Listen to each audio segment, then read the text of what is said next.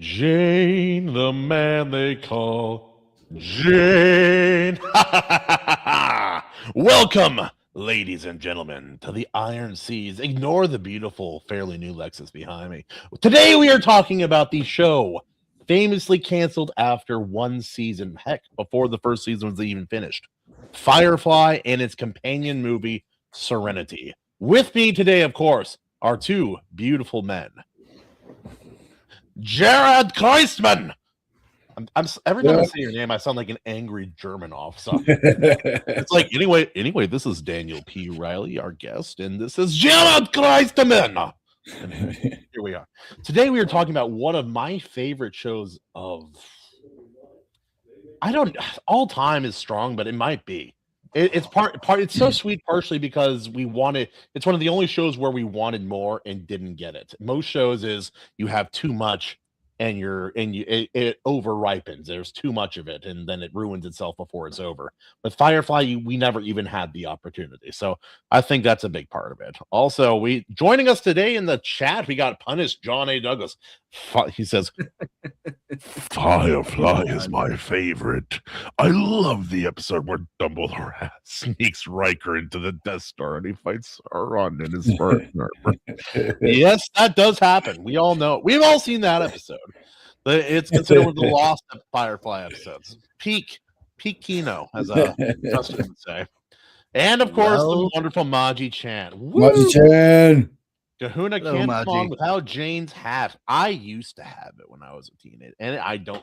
Honestly, I need it now. It's like I'm looking like the angry, like this is the angry inverted look of the late 2010s. Like all these actors and people, so like fat guys started like growing beards and shaving their head, and suddenly they think they're attractive again. Anyway, these are working. I'm wrapping my brown coat for you. I do own a brown coat. I may grab it when I have to check on my kids later. I just didn't even think about it. But yeah, so we'll start off with you, Daniel. What is your history with? I'm gonna hit my mic. What is your history with this series, and where does it sit in your heart? Is it well beloved, or is it kind of just like, oh, I remember liking that before, and now, man? It's well beloved. I caught on to the show before its actual premiere, so I kind of watched it as it aired. And for those who don't know, the actual second episode aired as the first episode. And didn't they air the first episode in parts because it was like an hour and a half long and they weren't going to put that in one slot? No, it wasn't any longer than a standard episode. They just did it out of order. They aired the second episode and then they aired the first episode, which was really kind of odd. Then they went to the third episode. But what was interesting about that was I remember finding that out and going, I didn't even notice. Like the characters were so well portrayed, the story was so engaging that I was just like, okay, this is a cool premiere episode, sweet. And then it moved to the next episode and I'm like, this is an awesome episode too. And then I found out later that the second episode was actually the first episode, and I went, it doesn't change anything. They were both great. So what's the inside baseball and why that happened? Oh, brother. It was the network. Was it Fox? I believe so. Yeah, it was Fox.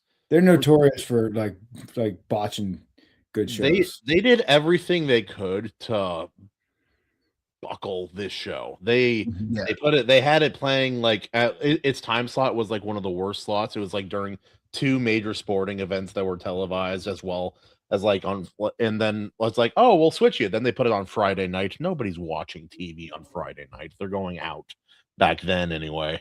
And a whole bunch of other problems, like a bunch of executive decisions, but the cast and crew were really close.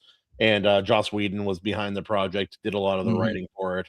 And I believe at the time there weren't a lot of like sci-fi shows going on in network, so it was sort of a hope that Joss Whedon was gonna recreate the Buffy madness. but even the execs were unconvinced that a space western was going to fly with audiences. They didn't know how to market it. There was a lot. There was a significant amount of problems. It was so bad, Jared, that they're in the middle of filming an episode and some guy walks onto set and says, "Hey, show's over. Whatever. We're done. You don't even finish filming," and leaves like an exec. And they're like, "Oh, well, fuck. All right."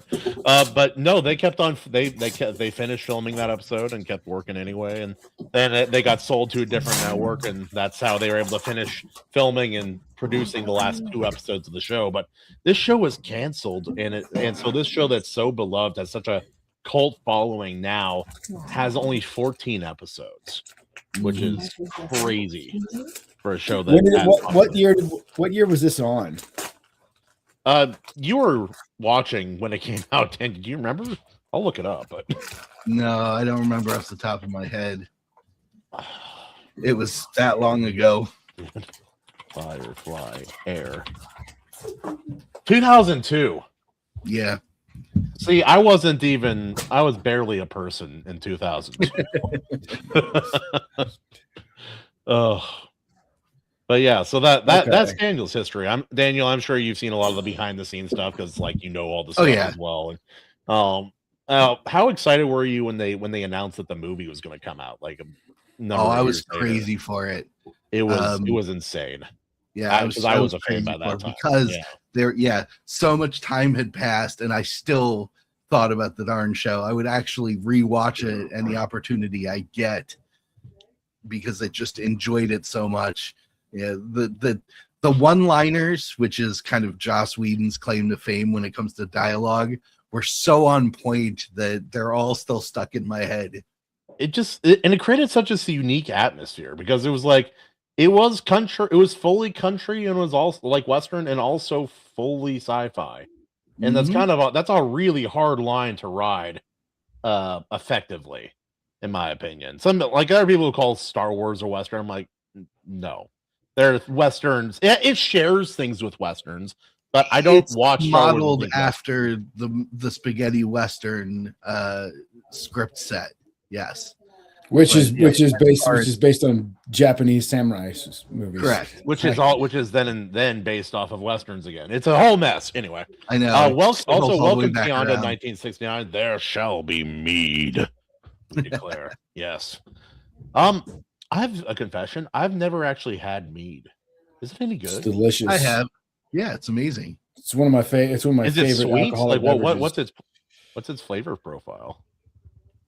Oof. Sounds so gay, dude. What's the flavor profile on this mead?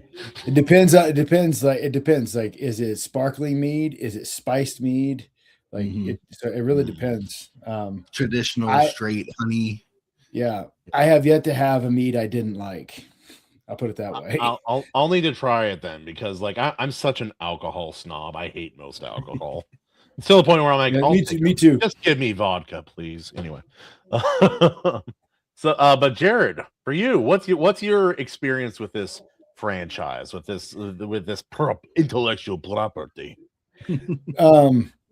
So in 2002, that was one of those. It was one of those times when I had no TV. I had, so that was my first marriage, and we had a television and a DVD player, and so it was almost like this. It was a throwback. It was a throwback to my childhood because that's like we didn't have TV for at least more than half of my childhood. We didn't have TV. We had a VHS and rented movies, and so like. I've always been rabbit ears, no basic channels. Dude, we live so far out in the country, like this thing didn't even work. So really, really long rabbit ears. Oh my goodness, man.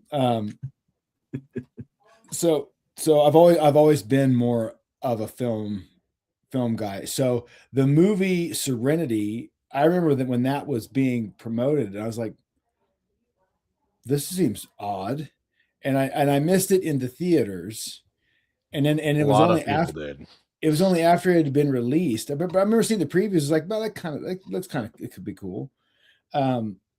but I didn't know until after it was released that it was like the follow up to a show on TV, and by then, like by then I was already like onto different things, and I did, and by the time it had long been canceled by the time I had regular TV again. So I was like, I didn't even bother going back to it because it's like I just Yeah, can't. see, I can't I own it stand physically ads. as well, Tianda. Yeah. Also, everybody take off your fake hats. This devastating comment by John A. Douglas. They were almost as bad at marketing as indie authors. Not wrong. Oh, Christ almighty, he's right. But do you have an interest now, like, that you've heard people get excited about and talk about? Like, is there an interest to go back and watch the original show? I know you No. and your wife don't watch a lot of TV, so that may contribute as well. But No, I've seen enough. I've seen enough clips from the show to know it's not for me. And then I have seen the movie. I watched it again today. I watched Serenity again today. it's I really Yeah. like that movie. It does have a different pace from the show. It's a little more dour. It's a little more serious because they had a lot to get through in that in the movie. Yeah. And It so was that supposed makes to be a sense. send off. Yeah. Yeah. Yeah. And like I'm familiar enough with the lore of Firefly that I wasn't completely lost like watching the show or watching the film. So like watching Serenity is just like I'm not lost, like I'm following it, and like what they're doing makes sense, and I can tell where like I can tell where they're giving exposition for the sake of people who haven't watched the show. Like so I'm aware of enough of what's going on to know where the exposition is coming from. Right. I think they did a decent job with that because it was like there had to be people who had never seen, like you had never seen the show. And if you don't explain anything, it's going to be really, really confusing coming into something like a situation as specific as this. Yeah. So I would say it's fine. It's just not for me. And like after like watching the film, like there's nothing there that makes me want to watch the show, even though like tons of people I know whose opinions I respect love it. It's just not for me. None of the people here, obviously. Well, Daniel. Oh, fine.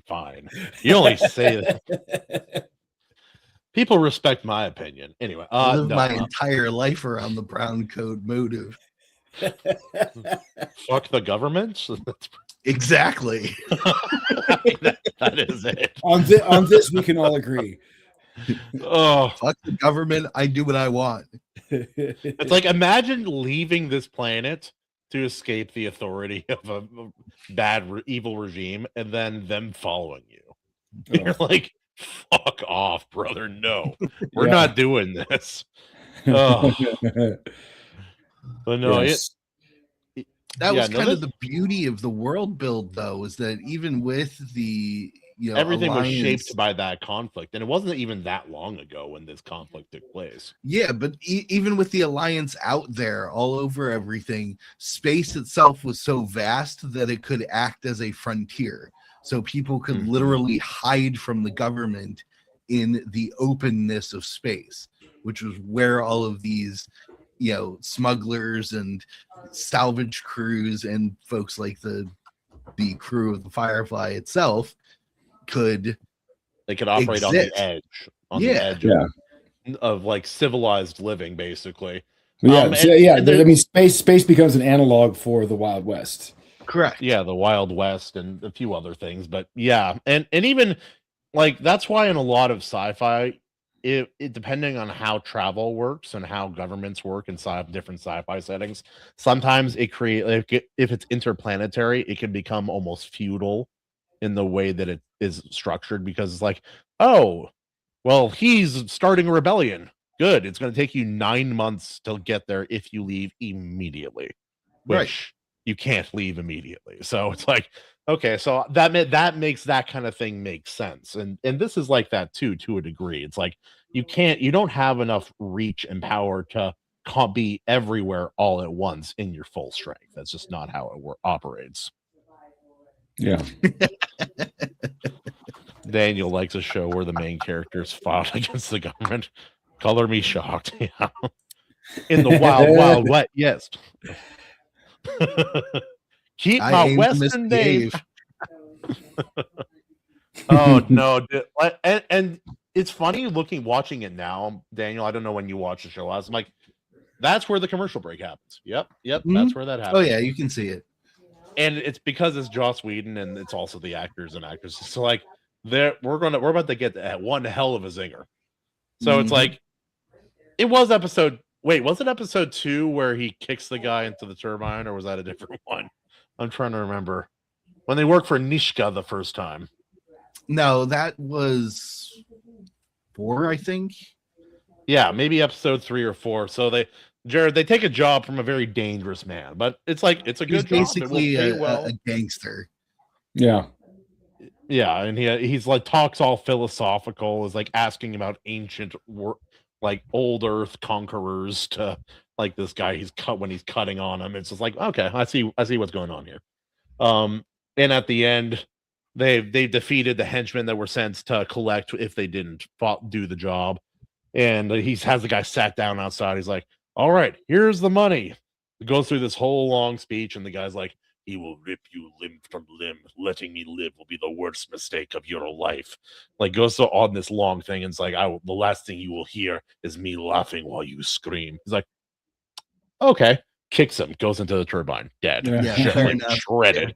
Yeah. And then he sits and then he sits the next guy down who's not like the big tough guy, and he's like, starts the whole speech over again. It's like, no, absolutely, I'll take it. Yeah. I'll send that message for you, sir. Yeah. The brutality that Mal portrayed in many of the episodes when he had to was one of the biggest selling points for his character, as opposed to Jane, who was just brutish all the time. There's layers of subtlety to a lot of like every character with has the secret agent character having River, in a headlock, gun to her head, and Mal just walks into the cargo bay, doesn't even stop to reason with the guy. Everybody else is trying to get him to let her go. He just whips his gun out and blows his head off over the girl's shoulder without a word. He doesn't stop walking. Right. It's his stride doesn't change. Done. There's no compromise in that moment. And that's like, it goes all the way back to the old Wild West stuff, the Clint Eastwood type of film, where it's just do the job and move on. Yeah. It's like that because like every character we could talk about each character. We know where their general outline is and where their outer edges are. It's like, because there's lines that some people will cross and others obviously would not. And then the show also did something that a lot of shows from that time period did pretty well, which was create mystery. Because like every time there was mystery, there's just more mystery under. Like, you answer one question and you have 5 more questions, and it doesn't just feed you the answers. I think the difference was with this show was that there were actual answers to some of these questions. Lost. Sorry, I'm not over it. Yeah. And Joss Whedon, as much as people bag on him, he does have a wonderful creative capacity with storytelling. Yeah, you took absolutely. You took this setup of a for basically a war veteran becoming a frontiersman in his spaceship. So it's kind of like the boy and his horse. He treats the ship like it's his companion just as much as everybody else in the ship is, and he calls it my boat, which is really funny. And all these people who he gathered around him, and then you introduce this almost anime-esque element to the story of literally a girl in a box. Because that's how River's first introduced. She's in a storage container. And they find her. So he opens the storage container. There's this dry ice style smoke that pops out, and then this naked frail, teenage thin girl. looking girl just springs up and starts screaming. And you immediately lock in on her because she looks innocent, she looks, delicate, and she's terrified. And that's the biggest it's like, oh no, look at this. And that, I love she is so distracting as like a secondary kind of plot device in the show, because anytime something weird happens, it's always her. Mm-hmm. And like you almost forget about stuff like, oh yeah, Shepherd Book, what a nice man. Why does he know how to break down a gun and attack people? Why is he such a good shot? Why does the Alliance find his identity card and immediately heal him? There's like, it's like, and I love Mal's like, someday you're going to tell me what's going on. It's like, nah, I won't. I'm like, it's like, no, I'm not. Yep. Oh, it's good fun, but yeah, that, and then like the vibes were tremendous, very tremendous vibes. That every time that opening song came on, I was just like, I'm so ready to watch another episode of this. It's great, but Jared doesn't know it because he hasn't seen it. Anyway, well, here's one thing. Here's one thing that like one thing from the film that there's no way for the show to change my mind about this is I love Nathan Fillion. He is not a leading man. And I find I do not find his portrayal of that character believable in any capacity. Like he cannot. That's interesting. As far as I'm concerned, like he tries to, like when he tries these badass hard ass moments, I get nothing. I felt like I don't believe it. He doesn't sell it to me. He's like, no, you're not, you are acting, and I can see it. You mean leading man in an action role? Yes. Okay. Yeah. Because I was just saying he's leading it's not your typical. He's leaded 3 series. He's got Firefly, Castle, and what is it, The Rookie? Yeah. I mean, he's no Schwarzenegger, obviously. I've seen episodes Castle's of pretty The good. Rookie. I've seen episodes of The Rookie. He's okay in that as the leading guy. I just don't like he is. I don't personally. I do not buy him as a leading man. I think he's a great character actor. I think he's a good supporting actor.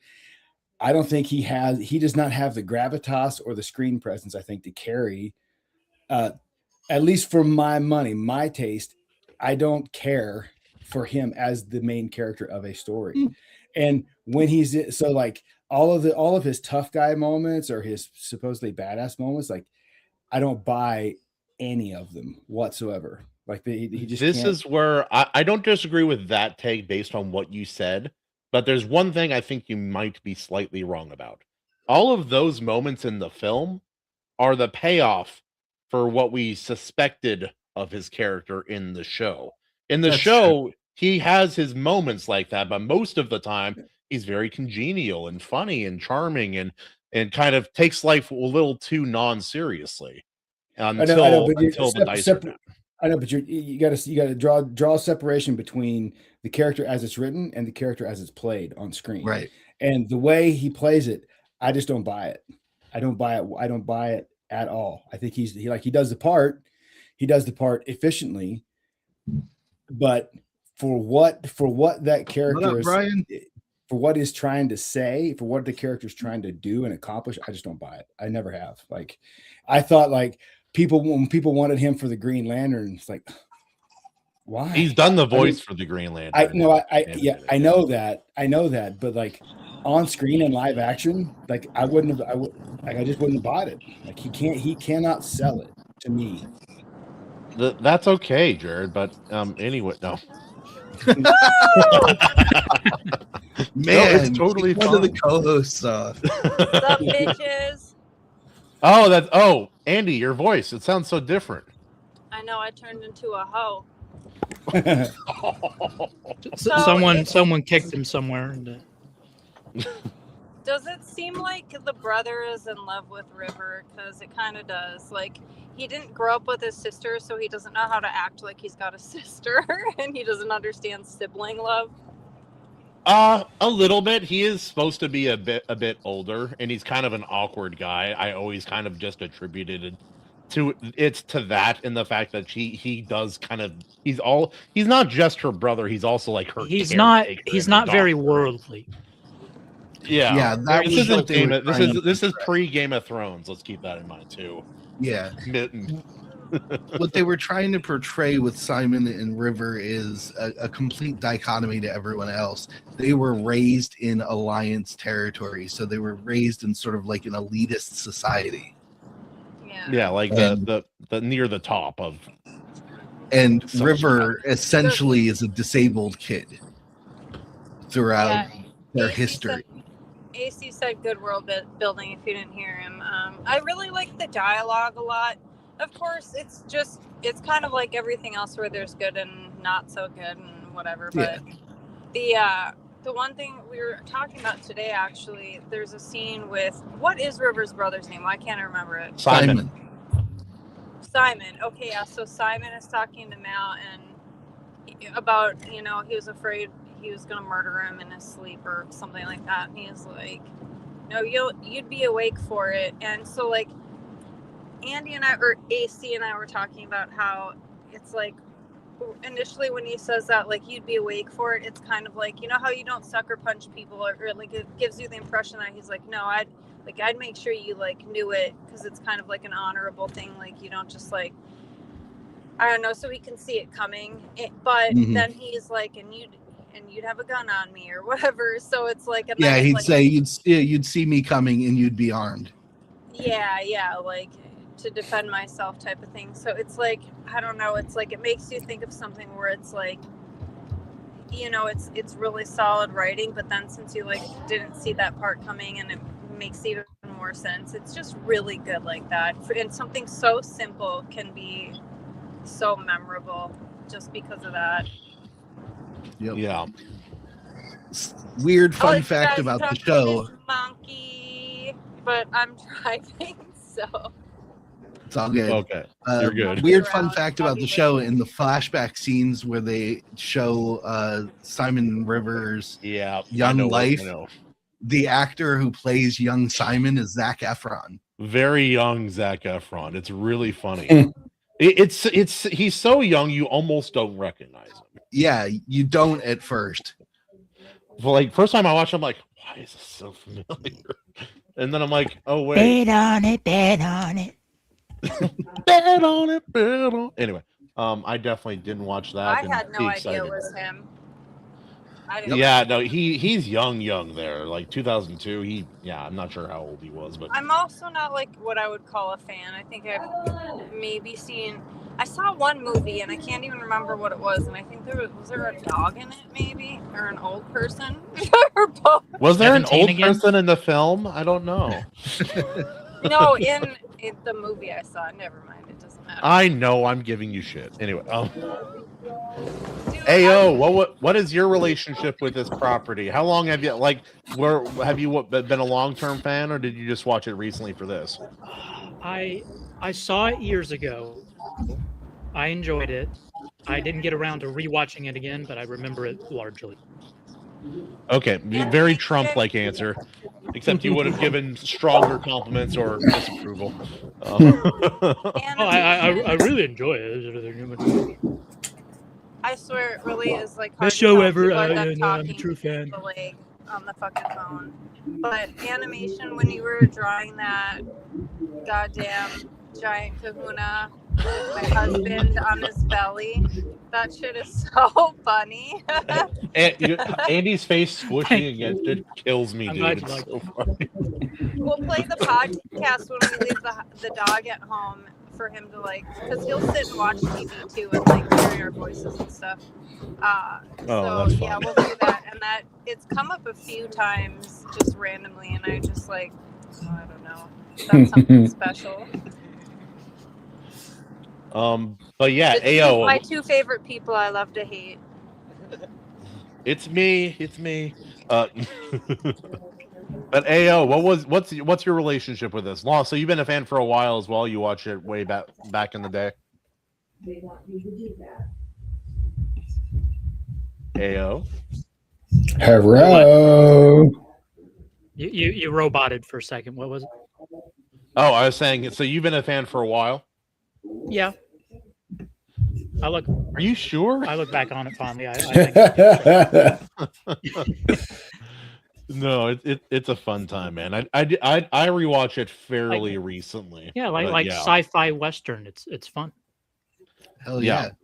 No, I enjoy it, and this is one of those shows that does a good job vacillating between different emotional states. Like you'll have an episode, and you'll have moments of genuine humor, genuine camaraderie, courage, romance, action, horror, and it'll have all of them fairly seamlessly, which is pretty hard to do. It's one thing that a lot of modern shows don't do. It's like they'll have like a show like Stranger Things like when Stranger Things is not at its best, it'll have a scene that is scary, it'll have a scene that is funny, but it won't flow properly. It will feel like, oh, this was this scene, this was the funny scene, this was the serious scene. Okay, we're gonna have a horror moment. Okay, now we're gonna have a funny moment. Very good. Follow the formula. Follow the formula. My relationship with Firefly is I've seen the show and I've seen Serenity. Kind of a downer ending with that one, but other than that. Well, imagine like for them, it's like this is your last chance. And yeah, I totally get why. Yeah. Say what you want about Joss Whedon. He's not afraid to do risky storytelling, especially when it's like, oh, this is my last time touching this forever. He's like, all right, we're gonna go hardball because there's spoilers for Serenity. People die. We're gonna go deep this time. A lot of people die. But yeah, no, Alan Tudyk's character, Wash. That was such a slap, and they don't even give you or the characters time to mourn. It was such an effective way that they did that. It was so sudden. It was so unquestionably like, oh yeah, no. Like a lot of movies and TV shows are like, oh, this character might be in mortal peril, and then they move on. You're like, I don't believe it. This is like, oh, he big dead. He dead, like gone dead. It was we made crazy because it was just out of nowhere.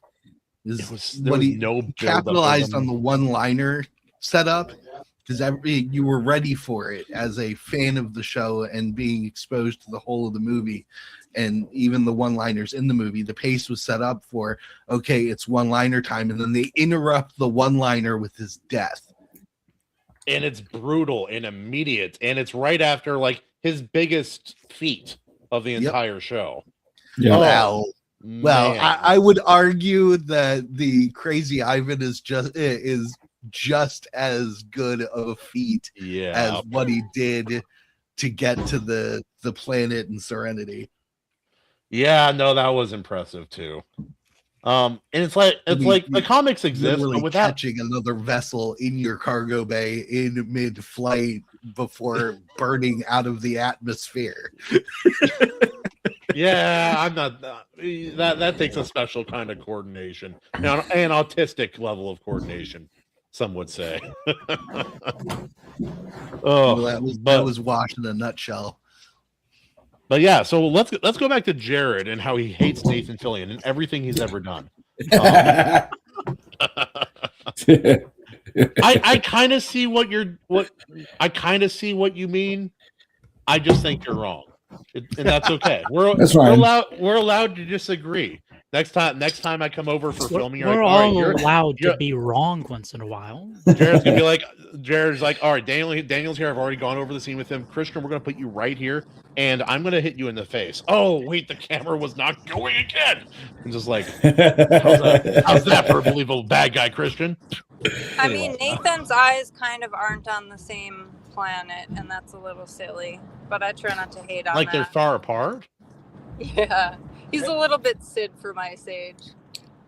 But it's so like they're okay, sure. So I think I'm so desensitized by far away alien eyes and fish eyes because of modern Hollywood. No kidding, dude. That's a trap. I don't. I think Nathan Fillion, if he needs to play, he needs some roles where he's completely out of character. Like he needs his Van Zant role. Like Matthew Where he's McConaughey. way out there, yeah, because Like, he's usually some form of the same guy. Like I never liked Matthew McConaughey until he played Van Zant in Reign of Fire. When he played Van Zant in Reign of Fire, it's like, oh, He's an actor. He can do stuff. This guy's good. And like Nathan Fillion needs that role for me, is for my taste, because like he's a different version of the same guy. I would love to see him in like a Tropic Thunder or like The Hangover type of like you just want him in blackface, don't you? He did that, like sort of. It was really brief in the second Suicide Squad movie. I didn't watch that one. I didn't see that one either. I do remember hearing that he was in it. I just never. Who was he? Like, he very briefly was in the beginning of the film as what was it, TDK, the character who could detach his arms and telekinetically control them. So he's in the beginning of the movie with the setup of recruiting the whole team to go and do the mission on this island, and the entire team gets fragged on the beach when they first get there. So he dies like in the first 15 minutes of the film. Oh. Yeah. But Suicide Squad kind of just too bad his head wasn't detachable. But like if he was in a role like that, I think he could carry. As a leading man, I think he could carry a comedy, like, or he like did give him a romantic comedy. It was called, but not a romantic comedy though. Not none of that. Like, because that's like Jared's like, I don't want him breeding. All right. To I don't know. I am probably a minority in my opinion about this, but I think he is ill-suited for a lot of the roles that he's famous for, because like for me to see them in those roles, I just don't buy it. And like I would love to see him outside of the box that he's in to see what he could actually do if he wasn't trying to be, or if he wasn't being told by a director, be Nathan Fillion and this character, because I think that's what he is. Like in everything, he's Nathan Fillion and the character. It's like I need to see him completely separated to see like what he can do, and that's just like, and I don't know. Part of that I think is the difference between a film actor and a TV actor, and also part of that is my preference as my preference of film over TV, and like that. So there's not a lot of, that's a short list of actors that can do both and make that crossover work really well. And and like that's why it's like, and I like him. The thing is, like, I like Nathan Fillion. I would love to see him given something. He's very charming. Given something outside of his normal to see what he could do with it. Like I would love to see. I would like here it is. Like I would love to see him in a role where he is completely scruffy, scraggly, and kind of a comedy where he is like scruffy, scraggy, disheveled looking guy, and like almost like hyper genius, a little autistic, and hilarious, and has no idea that he's hilarious. So you wanted him to be River? No. No. But like that's the kind of, I would love to see him in a role like that, because I think he could nail that role. Like take hold on. Stop. Take the Big Lebowski, take the dude from the Big Lebowski, take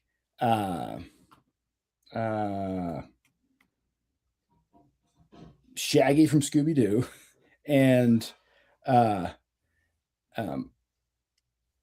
Bradley Cooper's character from The Hangover. Put those three in one character and make a film around that, and I bet he would excel. I bet he would be amazing. But he's like, for me, to sell it for me, he's got to get out of the box. Well, it's not to the same degree, but it's kind of like how Jason Statham is always Jason Statham. Yeah. And I don't, that the thing is, he might have that potential to be able to really transform as an actor that way. And you're right, we haven't really seen that. And so that's a fair want. But I do like Nathan Fillion, and if the only roles he plays is Nathan Fillion-esque kind of roles, I'll occasionally, I'm happy with that on occasion. Yeah. Well, what do you think about all that, Daniel? Well, I agree with you that Jared is wrong. But it's like something's wrong. Daniel and I are agreeing. Well, no, I understand. I don't see how you could make something compelling out of that type of character, per se, but maybe I just haven't given it enough thought. I would make it a comedy. Yeah, but as far as like Nathan Fillion's range, I guess you could consider him typecast because of the whole, facial expression and kind of charming attitude that all of his characters have. Yeah, kind of like almost like this grounded kind of. Yeah, he's when coming off of loving Firefly and then going into watching Castle, which I was also fascinated by. Who wouldn't? It's a story about an author who gets to literally live the type of adventures that he writes about in becoming a. I haven't seen it yet. I've been wanting to watch it. It's a fantastic show that falls off I've only the rails seen like the first half of the first season. It's pretty good. I like it so far. And in that, his character in Castle, Richard Castle, is this very wealthy but extremely naive dude who's got all these preconceived notions about how things should work, and he has great insight into the minds of people because of the characters that he writes, but he doesn't understand the logistics of the actual police. Those things so he's constantly fucking up what's going on in the first couple of seasons and making his partner life a living hell because of it. And the charming thing sticks out in that because he's that type of guy. He's naive. He's a naive kind of character. Yeah. But at the same time, he's got that lost puppy thing going on in that show, which is really interesting in comparison to Mal, who was always extremely decisive about everything. Yeah, that's true. So for me, going from Firefly to watching Castle and then checking out The Rookie, which he sort of does the same naive thing with becoming a cop in his middle age. The Rookie, not my favorite show. Castle, I thought was fantastic until the producer started getting in the way of it, and then it fell off the rails really bad. But the transition from him playing Malcolm Reynolds, who was kind of a snarky, sarcastic, but well-meaning jerk. Yeah, that's a good to a charming, caring person who doesn't know what the hell is going on in Castle, kind of showed me that he does have the ability to have a range, but I do understand that every character that he plays, this charming thing, is kind of overblown. It's overused, I guess. Yeah, and it's just how he sells it, and like he can. I think like he can sell the character of Castle. Like he can sell moments or aspects of Mac. He can sell moments of his character in the, I don't know his character, I can't remember his name in The Rookie. Like he can sell the moments, but when it comes time for him to portray like anything, like a fierceness, a tough guy. Anything like I'm going to impose my will in this situation, and it will be done how I want, or there will be blood. Like I don't buy any of that. I just don't buy that from him. I saw that a lot in the series Firefly. Not so much in Serenity. It was missing in Serenity, and that was one of my gripes. One of the many gripes I had with the movie. But in the series, I saw a lot more of that intensity in his portrayal of Mal. Yeah. He would bring it out in moments, but the problem is in Serenity, like he's kind of depressed in Serenity by the time that movie comes, by the time that part of the story comes around, because things are not well. Well, I think what Joss actually failed at doing with Serenity was he made, because Mal was the leading man of the series, he made Mal the leading man of the film story, and it didn't work.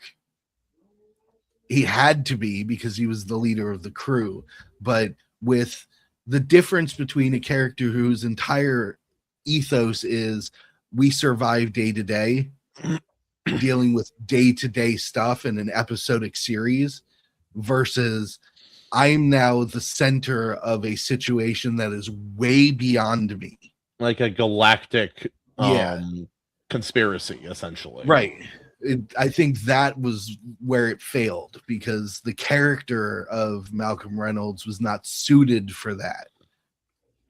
I think in some ways I do have a small, if I'm going to carry water for it at all, Daniel, it is that a lot of that in the beginning of the story was driven by for one, because she was always in the background, but what's her face? River was not the focus of the series. She was always just kind of there. And there were moments, there were plot points about her, but she never really took center stage until the film. And so she does share a lot more spotlight. Got canceled too early. Oh yeah, no, I'm aware of that. But I'm saying that because she takes more of the center stage in the film, I think that helps take some of that off of Mal in the movie, even though he does still have to basically be the leading man in that capacity. I think that is partially alleviated by the fact that River is also taking more of a spotlight role. Fair. That's fair. I can see that. Yeah, I think we're arguing two different things here, though. It's it's not the character as it's written for the series or the film. It's how the character shows up on screen. That so if you take the actor and put him in Rookie, where he has to portray those same character elements, and I just don't find his performance of those things believable. That's what I'm saying. It's I'm sure there are plenty of moments where for the scene it's a hard ass. It's just I'm not going to buy it. I am never going to buy Nathan Fillion as a hard ass. Is he too silly? I don't know. I don't know. I don't know. I don't know what it is. Because I would probably have to know him personally to be able to tell you what that is. I just know it's on screen. I will never be bought in to him portraying a hard ass in anything. He's good at dour. He's good at stoic. He's good at charming. I think he's probably best at funny. Mm-hmm. But when it comes to being savage, when it comes to being brutal, no, he doesn't have that. And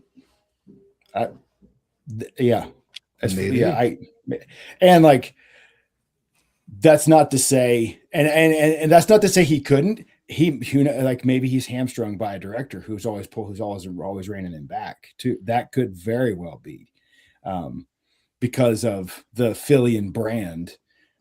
That could be. Could be a form of typecast. Yeah, I have yet to see him in any capacity like that where I found it believable. That's all I'm saying. The last time I had a discussion that felt like this, that was based on talking about the betrayal of like Savage or Tough in another character. You know, the last character was about, and an actor, it was about Adam Driver in the Star Wars movies. Weirdly Yeah, enough. I could not believe him in the Star Wars films. Kylo Ren he had great range, but he was too petulant. Yeah. He was like Anakin. It came down to directing, because I believe he could have pulled off. Yeah, Adam Driver is a pretty good actor. I think he could have done it. I 100% agree with that. I think Kylo Ren suffered from the direction and writing. Yeah, most likely. Because like, so there, I can't. What's the name? He was probably looking at hanging out, going, "How the hell do I do this?" Yeah. There's what's the film he did with Scarlett Johansson? It's like this super depressing. Oh, where he's a soldier? No, he's like his character's Charlie. He's like a music teacher. They get divorced. Like it's just like the whole film is about the breakdown of their relationship. It's just this gut-wrenching family story, family drama. Yeah. Marriage Story. Man, I really dislike. I think so. Those movies. But there's a moment. There's a few moments in that film is like, oh, there's a spark. There's a spark in there that's best not lighted, or like it's best left alone. Don't fuel that spark. Like, and it's believable. It's like that guy could do some damage. Like I've seen nothing in Fillian's performance is like I don't think there's a spark in there at all. It's a very specific criticism, and it's hard to refute because it comes down to your perception of the character. Right. I have every now and again I'll have something like that, but it's usually so specific to me that I'm like, yeah, no, it's hard to even put into words when it's something so specific to your own perception of something. Oh, the little doll. Yeah. Oh, awesome. Dude, new in box. Mint in box, man. That's right. Also, it's like you talk about his humor. It would be interesting to see him as the lead in a comedy, but a lot of his humor comes from playing the straight man and having a very normal response to a really something highly unusual. It's like when Daniel was talking earlier, it's like River. They pull up, like he kicks open the box and the steam clears, and it's this naked like teenage girl in an ice box, essentially. Very anime. Yes. Yeah, he looks down. He's like, "Huh." Yeah, that's his response. I'm like, "That's funny. That's very funny." Yeah. And it's like, not meant to be, but it still is. but like. That there's a comedic instinct. He has comedic instinct, especially with timing. That I think as a comedic lead, he'd probably be amazing. It's possible, yeah, for sure. I feel like he gets wasted on some of these other roles. It's like, man, just put that guy in the Hangover 4 and just let him cook, man, because he's probably going to be awesome. But that's what ended up working for me for the character of Mal, was that he could, rack this high-powered shotgun while sitting on a hooded carriage, wearing a dress and a bonnet, and dead stare a bandit in the eye and say, "I swear by my pretty floral bonnet, I will end you." And that line is so funny. And it's like, and then later it's like it's revealed that Zoe, she's there too. It's like, wait, why didn't you put Zoe in the dress? It's like, because I needed her back. Plus, I like the airflow. Yep. Just like stuff like that. I'm like, you need the right chemistry and the right actors and actresses to pull off these lines, but they have. Yeah. So I don't know that any other actor could have pulled off what Joss envisioned Mal to be, other than Nathan Fillion. I've tried like most other people are like it takes the right combination of all elements, and it sounds just like one of those elements that does work for you and I, Daniel, does not work for Jared in this portrayal, but Yeah. he also hasn't seen the show, which does I show agree. a wider range of what Nathan Fillion's Mal character is. Yeah, but yeah, in the show, he's shoot first, ask questions later more often than he's snappy one-liner guy. Yeah, most of the time. But yeah, no, the humor in the show was always quite funny, and almost all of the humor was always driven by the specific personality of whoever was in the scene. Oh, almost also, one of the things that Serenity didn't showcase that I thought was actually a masterpiece in the series was the episode Out of Gas. Yeah, that was that really showed a side of Nathan Fillion as an actor that I have never seen since, which is the entire episode is just him literally dying. The air is gone, he's gut shot, and he's all alone in the ship. And he's trying to fix the part and then negotiate in that one scene. And yeah. And that was so intense for me that I was like, dude, this character is amazing. And I love the actor who's playing him, because it was a combination of sheer stubbornness, which is one of my favorite traits. As many of you know, I was stubborn. You don't say, Daniel. You don't say. I never could have guessed. And a reminiscence, because he was thinking about all of the rest of his crew as motivation to not succumb. Yeah, and the fact that even though he sent them off towards possible rescue, it wasn't guaranteed. In his brain, he's still responsible for them. Well, like I said before, the ship was just as important to him as a part of the crew as the humans on board were. So in that lens, you have this character who is literally dying, trying to fix the other dying person, which is the ship. The ship is broken. If it doesn't get fixed, it's never going to start again. So he was looking at it like, my friend is dying, I'm dying, but my friend is more important. Yeah, absolutely. I had a different moment where I thought that about this show. But Daniel, let's put this in context. I was much younger, and so I had not seen this kind of character maybe ever at this point. It was when in the episode where he's fighting to defend Anara's honor. Even though he calls it it's like, you can't call her a whore. That's my job. Anyway, mercy is the mark of a great man. Stab. Yes. I guess Jared, he has a sword fight over Anara. Yeah, it's like because they distracted him, he got a sucker punch and he won the fight. And he's holding the sword to the guy's neck. He's like, mercy is the mark of a great man. Stabs the stomach a little bit. Stabs in the stomach. He goes, I guess I'm okay. And then he there's that twitch moment of, am I? And then he stabs him a second time and goes, well, I'm all right. Well, I'm all right. That I had never seen a character like the good guy who was kind of petty like that, and it was really that's the moment I fell in love with that particular character. Just again, time and place for me, because that's just, I had never seen that before, and that was quite funny. And you couple those character build moments with the broader fun quips and things like, what does that make us? Big damn heroes, sir. That made the show so engaging. So if you had to recommend one episode for me to investigate, specifically Nathan Fillion's portrayal of like a hard ass or a tough guy, what would you recommend? What episode? Because I'll watch it. I'm willing to be wrong. I'm willing to change my mind.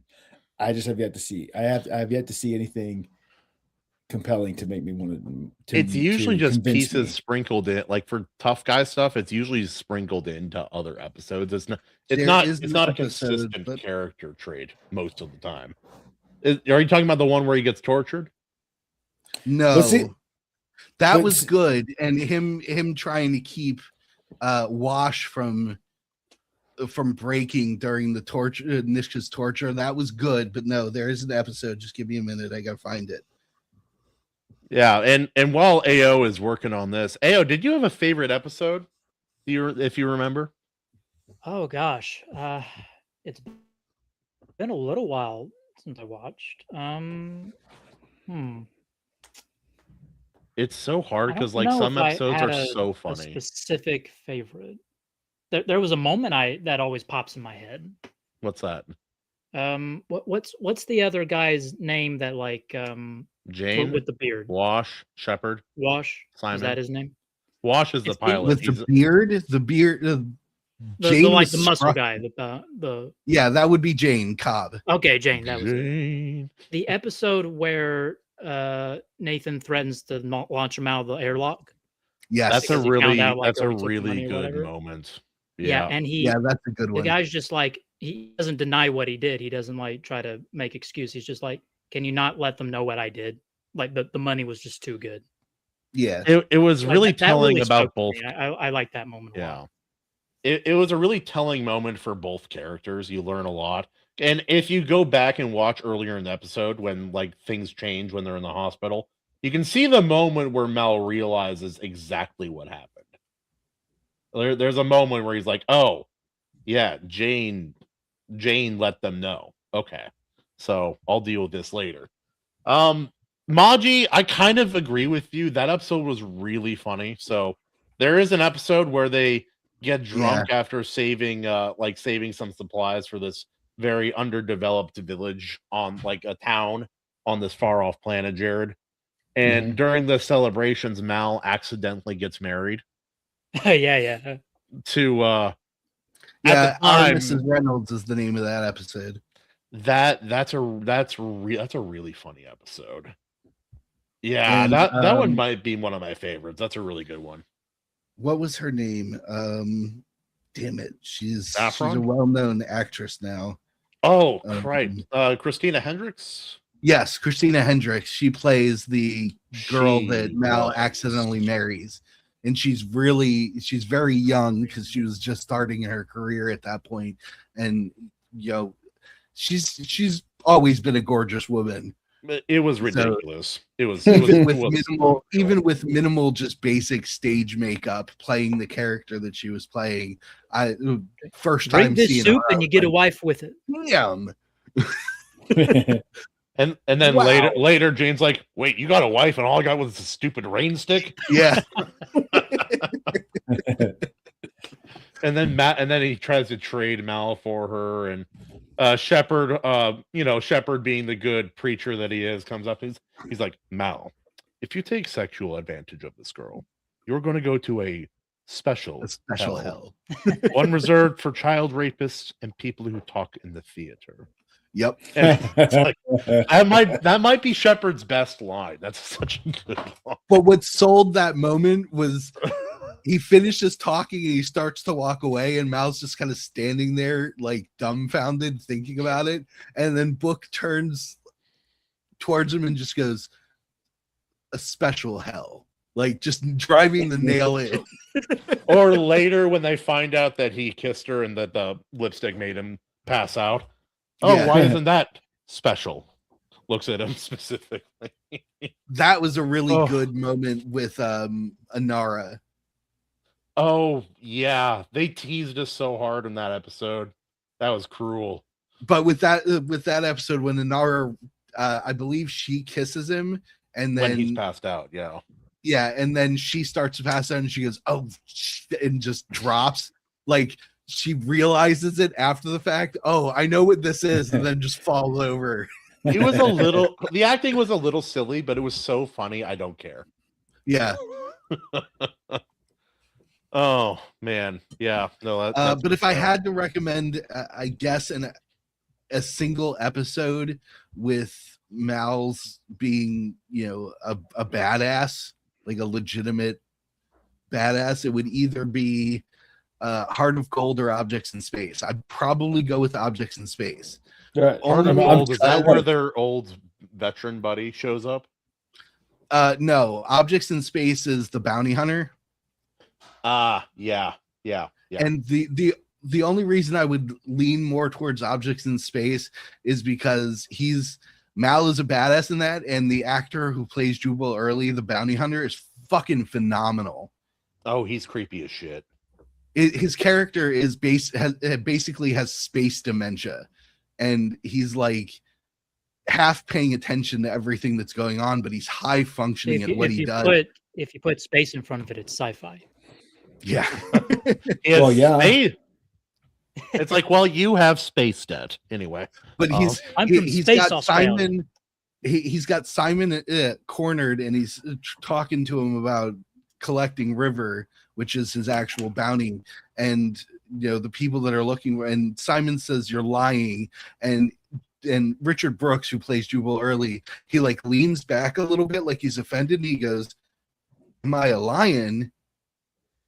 Oh, well, I never thought about it before, but I guess you could consider me rather regal, because he just wasn't paying attention enough to hear the words correctly. He's just a little cracked. He's a little cracked. Yeah, it was such an out of nowhere sideline that really made the character jump out, and his portrayal of it being completely earnest in his misinterpretation of what was said was just so cool. No, it was also creepy because like the acting was so good. Like, because like Jared, you've seen the shows. Like they're like at this point in this episode in particular, they're outside of shipping lanes, so they're not even like there's no one out there. And suddenly there's a man like suddenly like Kaylee wakes up in the engine room and there's a man there she has never seen before. And they're he just got on the ship in the middle of nowhere without anybody noticing. That's how good he is at what he does, but he's just a little broken in his brain. And that, yeah, and so he's taught. He thinks she said lying. He goes on that little range. She's like, no, I said. He's like, oh. Anyway, also, and then like 2 seconds later, it's like, oh, have you ever been booped? Like, yes, horizontally assaulted, and it's so chilling because it's like this guy really feels crazy, and it just was said so casually, just like, oh, do you like cheese? I also like cheese. That like the same tone. Cheese and grapes, yeah. So what I'm hearing is the supporting actor was great. Well, yeah, in that particular episode. You're not selling this, man. We're glazing. We're glazing. And it was really badass too. I'm just saying. Now I will watch those 2 episodes. I wrote them down. Objects in Space and Heart of Gold. I will watch those 2 episodes. And they're the last, I believe, the last 2 episodes of the series. So they were the last 2 ones that were produced. Weird side fun fact, since we were also talking about random guest appearances, for fans of the show Supernatural, the actor who plays Crowley, Mark Shepard, plays a 2-bit style gangster in Firefly, who's absolutely fantastic as well. It's one of his early roles, and he just knocks it out of the park. Yeah, he's fun. You guys keep it up for a minute. I gotta go do something for my kids real quick. Did you see the text from AC? Is he like trying to get back in? It looks like. Oh, there he is. It's like, hello. Oh, hello. Hey, I'll be glad. I mean, but what makes the show great was not just Mal, it was the amalgam of talent, because you have all these relatively unknown actors who were brought into the show and given these roles. And originally the character of Inara was given to, I believe, Rebecca Gayheart. Oh, really? Yeah, she had auditioned and Joss had gone with her first, but after meeting with Inara's actress, he found her to be more compelling as the Inara character, so he had to literally let Rebecca Gayheart go before they started filming. So that was a weird moment for him. And that would have made the show like way different, in my opinion, because she would have played that character way different. Yeah, way differently. And I don't think the character of Inara would have had the same ethereal allure as the actress who portrayed her, whose name is escaping me for the moment. Morena Baccarin. Morena Baccarin. Yeah, that's it. Yeah. She's really good for a character that got minimal screen time, and most of her screen time was fan service.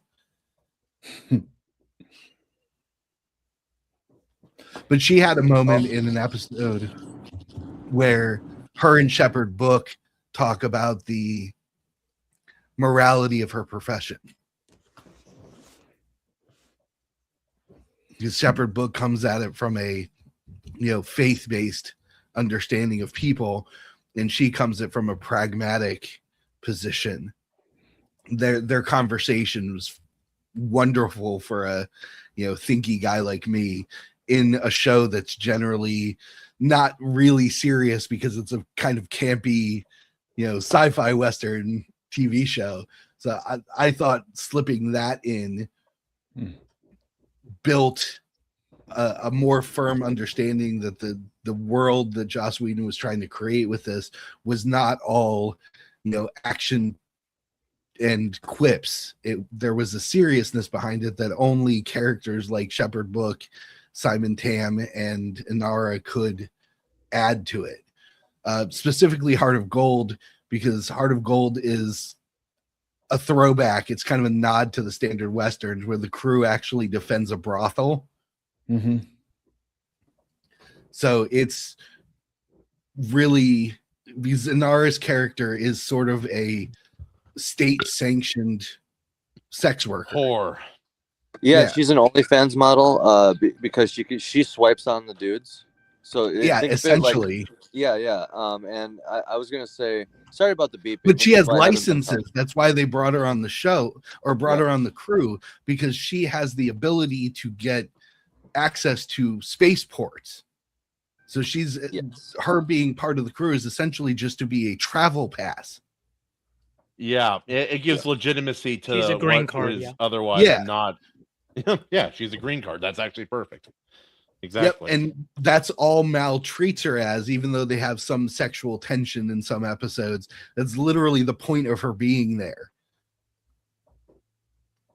Yeah. Yeah, I was gonna say the femme fatale.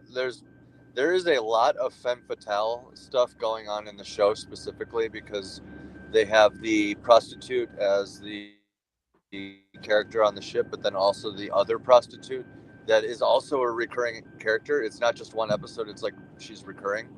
So like I'm not necessarily I wasn't here for that per se, but you got to also keep in mind they anticipated on continuing the show, and brothels are a big deal in the West, so they're actually really important. So I can't really hate on it too much, right? But I it's just not for me, the femme fatale stuff, Yeah, we were talking about that episode, Hedge.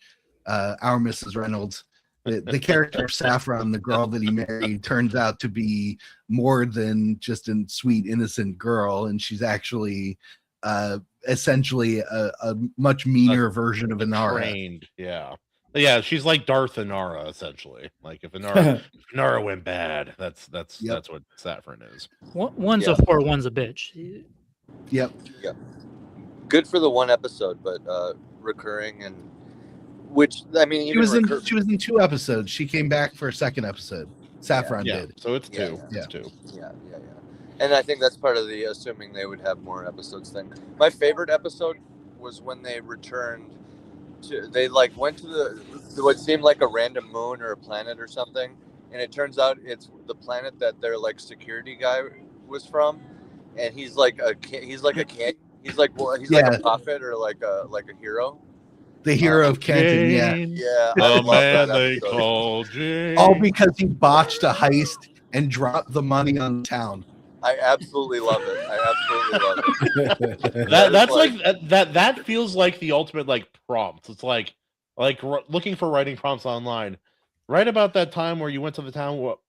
You go to a town. Why are you the hero? And it's just write it out. That's what this episode is. And what was so great about that episode was the whole crew knows Jane. They've been with Jane through all of these episodes and time before the show even started. He's the So most they get to selfish this place person where he's on the planet. viewed as this altruistic hero and lauded in memory because he hasn't been back to this planet since.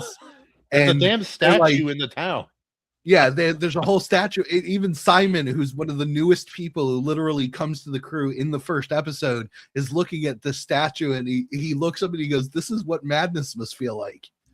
Because he just can't comprehend that anyone would see Jane as a positive figure. He's looking up at the statue. He's like, I have died, and this is hell. Yep. I like to think that Daniel P. Riley is the shepherd of the crew. They even kind of talk very similar. The special hell.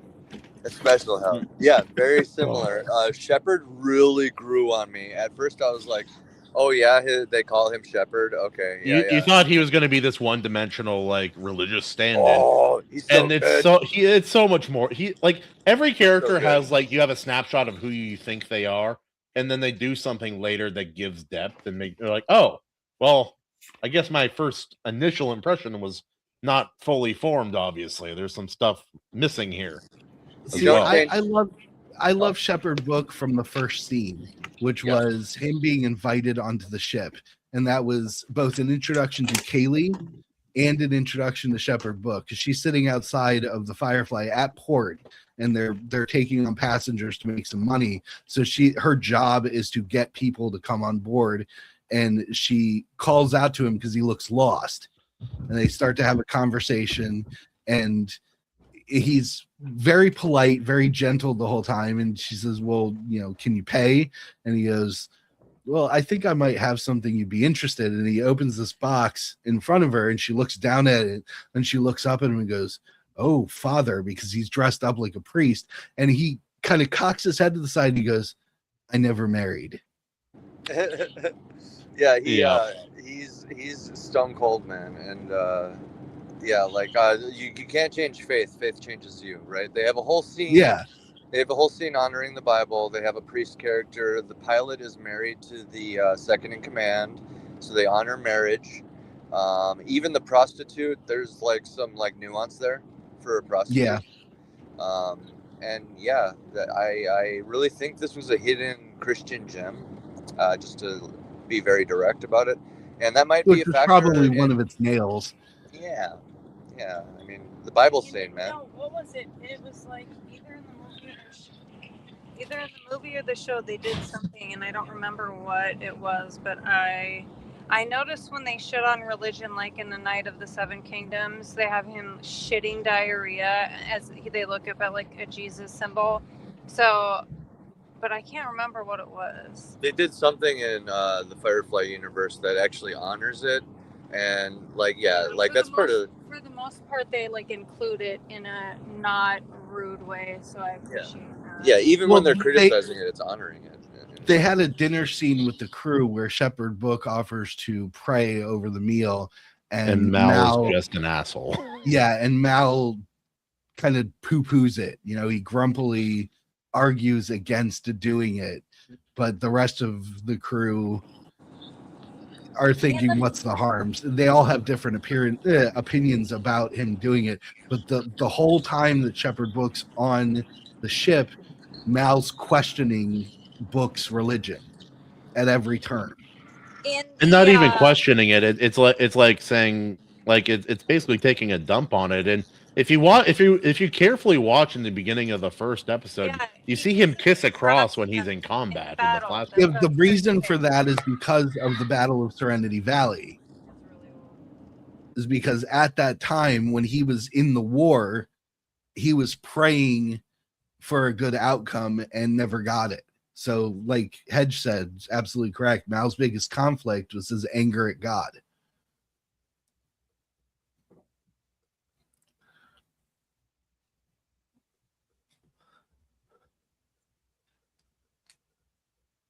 Yeah, there was an episode where River was accused of being a witch. That's the one where the Big Damn Heroes comment comes from. The ship swoops down and the spotlights are on River tied to a post. The townsfolk are all there, and then Mal and Zoe show up with fucking rifles, and they're going to save her. And that's when he says, "What does that make us?" And Zoe says, "Big damn heroes, sir." I wanted to say that with that, I was gonna say the same thing, Kahuna, about that scene where he kisses the cross, but I think part of his struggle with his faith is because they lost the war with how much he brings it up, you know. Yep. And So the pivotal moment that they show in scene was they're nailed down, they're hiding for cover. He gives one of the last members of his platoon the radio and tells him to call for backup, and then he goes back to firing on the enemy, and he turns back to see if he made it through to get reinforcements to come, and the guy's dead. Oh yeah. So Mal at that point is alone. He's the last man standing in that battle, but he's praying that reinforcements are going to come. And then these ships come out of the sky, and for a moment he's thinking, I'm saved, but it turns out to be the Alliance ships, and they just raise the whole valley with bombs. Yeah. There's a lot of interesting things that they do with that. And he's just standing there watching it with this broken expression on his face, all lit up from explosives. Yeah, that's probably the moment. You're right. Yeah. Or well, at least one of them. Yeah, all hope was lost at that moment for him. Yeah. And it's only brought back over the course of the series as he becomes more and more invested in the crew that have gathered around him. Yeah. Also, like Sorry, having Kate. Shepard there. No, you're good. The phone just sucks for delays, so I get so frustrated because like I'm never trying to talk over you guys, but like the like having Shepard and different things he says about religion, you can tell that he isn't like, besides when he poo-poos it about like as long as you don't pray out loud type of thing. Yeah. I really think she does think that his back on God or lost his faith. I think it's just like the struggle, like, and who hasn't, like, I mean, I think it's very normal for people with faith to struggle with it at some point. Yeah, that's part of it. Especially when the shit hits the wall like that. Yep. Yeah. Nope. I agree with that. When Rolo, so you guys, this is a cool story. When our dog Rolo, he was sick for about a week, and he was like getting better. He had all of the signs of like keeping hydrated and peeing, and like he even was eating again. And then when he started to get sick again, I'm like, okay, well, if he throws up again or gets any sicker, like we'll go to the ER vet, which is over an hour away. And I'm gonna spare you the details, but something horrific happened, and like we threw our son in the truck, and I backed it up to the garage as like he was moving Rolla to a bed so we could just run him out and put him in the back, and like whatever, one of us riding back with him and like haul ass over there. And he passed in that time just when Andy was moving him onto the bed, so it was like really sudden. And on the way there I was like really struggling thinking about it, and I was like, I mean, I just would, you know, like, and it wasn't like faith, and I was just like feeling like I really sometimes just don't feel like there is anything else after death, you know, like I want to believe so much, and it's been confirmed, but in those hard moments it's hard for me to believe there's something more and something else. But we have seen during two really important transitions or hard times we were going through in life. We saw two different times a bald eagle just like feasting on entrails, like, and not afraid of passing cars, just right on the side of the road, like, yeah, this is mine, just really like majestic.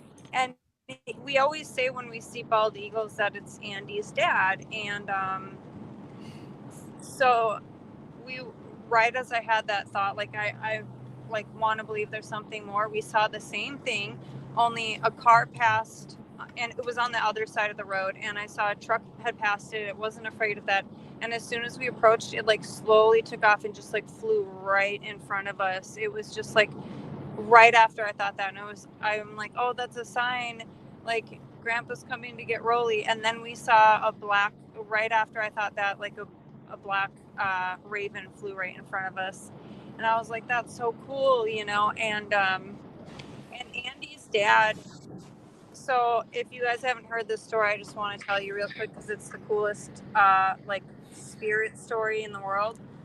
When I was really pregnant with Xander, we were in the living room watching TV, and we paused the show. There was no other noise in the house, and it was just me and the dogs because Andy ran down to grab a bag of weed for my uncle, and he'd smoke with him for a minute and talk and everything like that.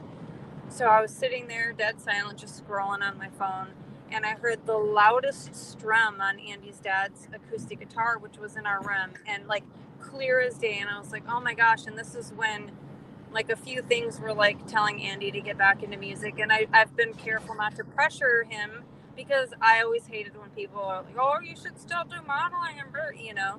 So I was like, it'll happen, you know, when he is ready and whatever. So it was like a sign, you know. So I called him to tell him about it, and I was on speakerphone, so him and my uncle could hear me, and they were like, what? Because my uncle has this little kid's acoustic guitar, and for the first time, Andy noticed it and picked it up and was playing it when that happened, and then I called. So my husband was a block down the road playing an acoustic guitar when that happened. Yeah, it feels like That's wild. Yeah, it feels like signs from God sometimes. Oh, it for sure is. Yeah.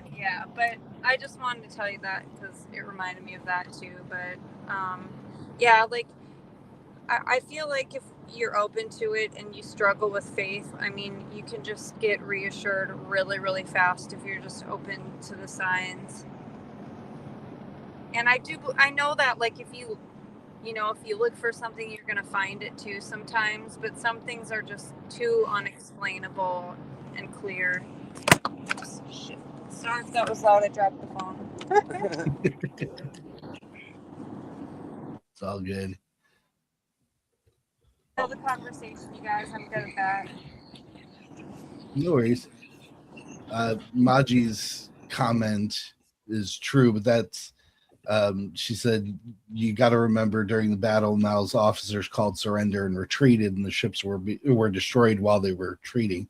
That's true, but that Mal didn't know that at the time, so he was holding out hope. You, the viewer, saw that it was absolutely hopeless before it actually happened, but the character didn't know that everybody had retreated because they had no comms. Yeah. So he was wholly invested in just holding this valley, and it was all just I for can't naught. think of the second in command. What's her name? Zoe.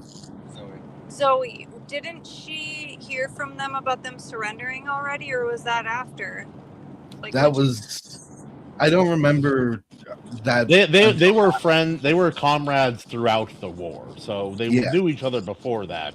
I don't know if she was at that battle or not. But I don't remember. She was on the phone and she said they're not coming or whatever, and I just don't remember when that was in the. Yeah, maybe. Yeah, Maji says told him during the battle. Yeah, because the soldier on the gun died and Mal ran up to take his place on the gun emplacement. That's what happened. Yeah. Right. So it's all just happening all at once.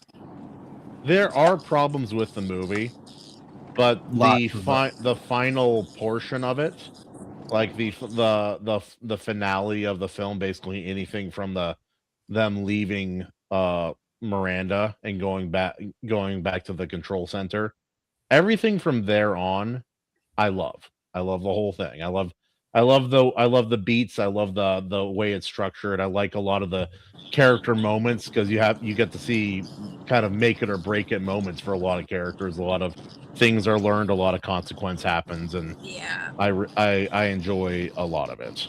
I just hate that they killed Wash. I think it's just, I know it's like the shock factor and stuff, but it bummed me out. That's fair. He's a beloved character. It bummed everybody out. True.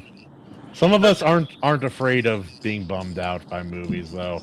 Justin is afraid of being bummed out by a film. What about Shepard? I don't care what you believe in. Just believe. Mhm. Yeah. It was a choice. Yeah, that's a choice. Yeah. I think A dumb choice, but a choice. I thought about it a lot, That trying to could be a decide lot of if I hate it or not, and I can't quite get there. Not sure yet. I think. I don't care think what his you heart was believe, in as the long right as you place. believe. I believe in Satanism. No, not that. It's like Yeah, my paladin character in my last TTRPG I was playing. He was a dark-skinned paladin. It's like, oh, Otter's like, well, he can worship any god in the game, and I found one. I'm like, he worships the goddess of magic and large, bountiful breasts.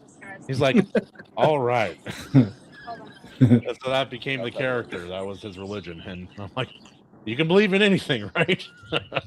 One I thing. pledge to thee, Memorius. Yes. One thing I wanted to mention is, did you guys pick up on the Reaver origin being very, very similar to Tolkien orcs, where it's like they were men once, but through twisted isolation and torture, mutilation, they become Totally something could have been else. a nod to them. Yeah, that would be a good nod. And honestly, it's a good way to make an evil race essentially in a world where there's no aliens. It was badass when they disguised their ship to be Reavers too. What a great idea. Yep. It's like sometimes we're arguing about what kind of dinner we're going to have. Other times they're strapping corpses to our ships to pretend to be monsters. Yep. You gotta do it sometimes. Yeah. Also, the way the Reavers are treated in the show and the movie, terrifying. Really effective, because like the most hardened mother lover you could see on the show would be like, they'll be like, Nope. like they're gonna moment they hear soda. Reavers and they're like, well, yeah, they're gonna grape soda. They're gonna torture us, grape soda us to death, and then eat us in that order or whatever. It's like, whoa. So our skin into their clothing, and yeah. There's some parts where I like made sure I was like in front of Booba, or we had him playing in his room or whatever, because it was just a little much. I'm like, I don't want him waking up from nightmares from that. Yeah, it was effective. Yeah. Well, it answered the question that I had during the series, which is if Reavers are so obvious that everybody knows about them and fears them, where do they come from? Because the information that you had in the series inadequate. Yeah, I it was like so how they- inadequate that you were like, okay, if they're just people who've gone insane in space, there wouldn't be a lot of them.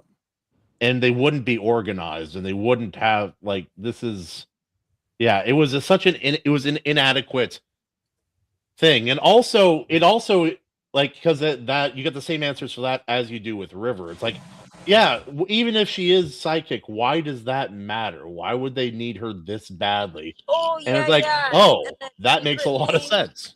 Yes, I agree. That was really good to touch on, because the show didn't. Her getting the secret knowledge, and also the with the Reavers, how the government's lying about it, like acting like they don't It's like, what Reavers? Yeah. That planet doesn't exist anymore. Yep. Right. But one of the things that I didn't like about Serenity was the choice to use the Fanatic as the de facto villain of the story and as a replacement for the Hands of Blue. Because I felt like that. I liked the actor. I liked his. Oh yeah, he's a fantastic actor. He was wonderfully weird. I thought. What'd you say? The replacement for what? The Hands of Blue. So in the hospital episode, River freaks out and she starts repeating 2 by 2 Hands of Blue. And in the course of the hospital episode, you see these two men who are very unassuming, but they're wearing blue gloves. Nice And catch. I didn't even. Yeah. They're operating around what's going on in the hospital, trying to get information and eventually trying to reach River.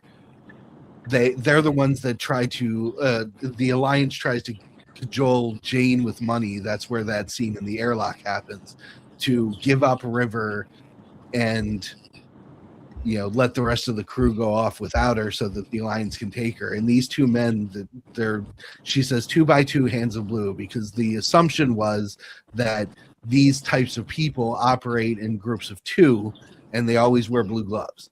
They're the Firefly universe equivalent of Men in Black, essentially. Yeah, basically.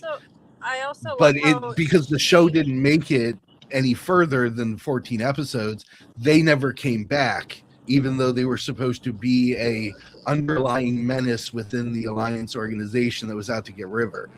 So when you get Serenity, the Hands of Blue are just left completely unexplained and undeveloped in favor of the Fanatic. I did like the character and the actor, though. He's so different from most bad guys you see in film, just for the unique factor alone. I really liked the one episode where she went to that dude's ship. Like, I really enjoyed that. Yeah. that was Objects in Space, where she gets on Jubal's ship. Yeah. And she's just been effing with him the entire time. Yep. Or it's just like every now and again, it's like, and you see it coming if you've seen any story at all. But like the episode, I love the episode where I love when an episode can have a line in the beginning and a line at the end, but the context makes the line hit completely differently. It's like in the beginning, she's playing tag with Kaylee and has the apples, and Kaylee says, "No power in the verse can stop me," and she's joking around. And then later, she River repeats the line back. Yeah, it's like, oh. And because he's slightly cracked and she starts talking to him over his own comm system, he thinks she's in his head. And he's just cracked enough. It's like, if we didn't know better, we freaked out by it. Yeah. Starts talking about his childhood, his dog, and I love them. He's like, wait, you're not in my head. You're on my damn ship. Yep. Oh, and another side stupid fact I learned from nerding out about this show: most of the scenes where you see River in the background on things, like she's up in laying on the pipes above everybody or stuff like that, that was actually the actress just playgrounding the set, and Joss Whedon rolled with it. That's funny. Yeah, the actor's name is Summer Glau, and she was pretty young when they filmed that. Yeah, initially. So she was just playing on she would be playing on the set while they were doing other scenes. So there would be they were doing scenes with other characters and recording, and she'd accidentally make a noise. And she's just being a fairy, and they'd all stop and fairy girl in the Summer. There was a lot of prophetic themes I saw. Like, this aged well in more than one way. Like, okay, for River, for instance, she's essentially traumatized into having psionic powers, which is like kind of something that like governments and the elites really do believe. No, the government would never do that. Oh yeah, yeah. And then like it was more that the government brought the powers out of her. She had them from the beginning, which is what Simon explains. Right. In the flashback when he explains his sister after she's brought out of the box, he tells them, you have to understand, I'm a genius, but when I'm standing next to my sister, I feel like a retard. Is essentially what he said. Yeah. She was so intelligent growing up that the Alliance believed that she had the capacity for beyond human potential, so they took her and forced it out of her. Right. Yeah, and then, like obviously other themes like the Reavers are cannibals, and we found like cannibalism in the Epstein files, and then as long as you're going there, it's like, oh, what Reavers? It's like, show was in 2002, dude. Yeah. I'm saying, It's all right. man, I'm saying. It's all right. Hey, Alex Jones was talking about Jeffrey Epstein in '98. Yeah, They were having succubus with goblins. that's the height of Epstein. O2 is like O2 is where he's on top. They're making the Reavers gay. Yeah. Yep. But I don't think Reavers have preferences, my guy. But yeah, you're right. No, They're do like, not. this one's a bit gamey. This one's a bit. I'm imagining one with like who's a very picky eater. He's like, I only want like the highfalutin ones. You know. Well, there was a bit about that, like where this girl, she's not getting picked by the killer, and she's like, what's the matter? What's wrong with me? Well, like she's jealous and upset that the killer's not going after her specifically each time he avoids her. Oh yeah, that the Miranda sequence in Serenity explained why the Reavers were so prevalent, because it was literally a planet full of people who had been corrupted. And totally it's such a believable turn of a course of events that it's upsetting. It's such a believable course of events. I'm like, I just connected the dots right here in real time on stream, but you know, as long as we're talking about honoring the Bible and other themes that are like right in line with good, you know, like some awesome things like that, that is corrupting, like that's corrupting a force of arguably not evil people, right, to make an evil race, quote unquote, so to speak. So like evil can't corrupt, evil can't create, it can only corrupt, kind of thing. That themes of corruption, you know what I mean?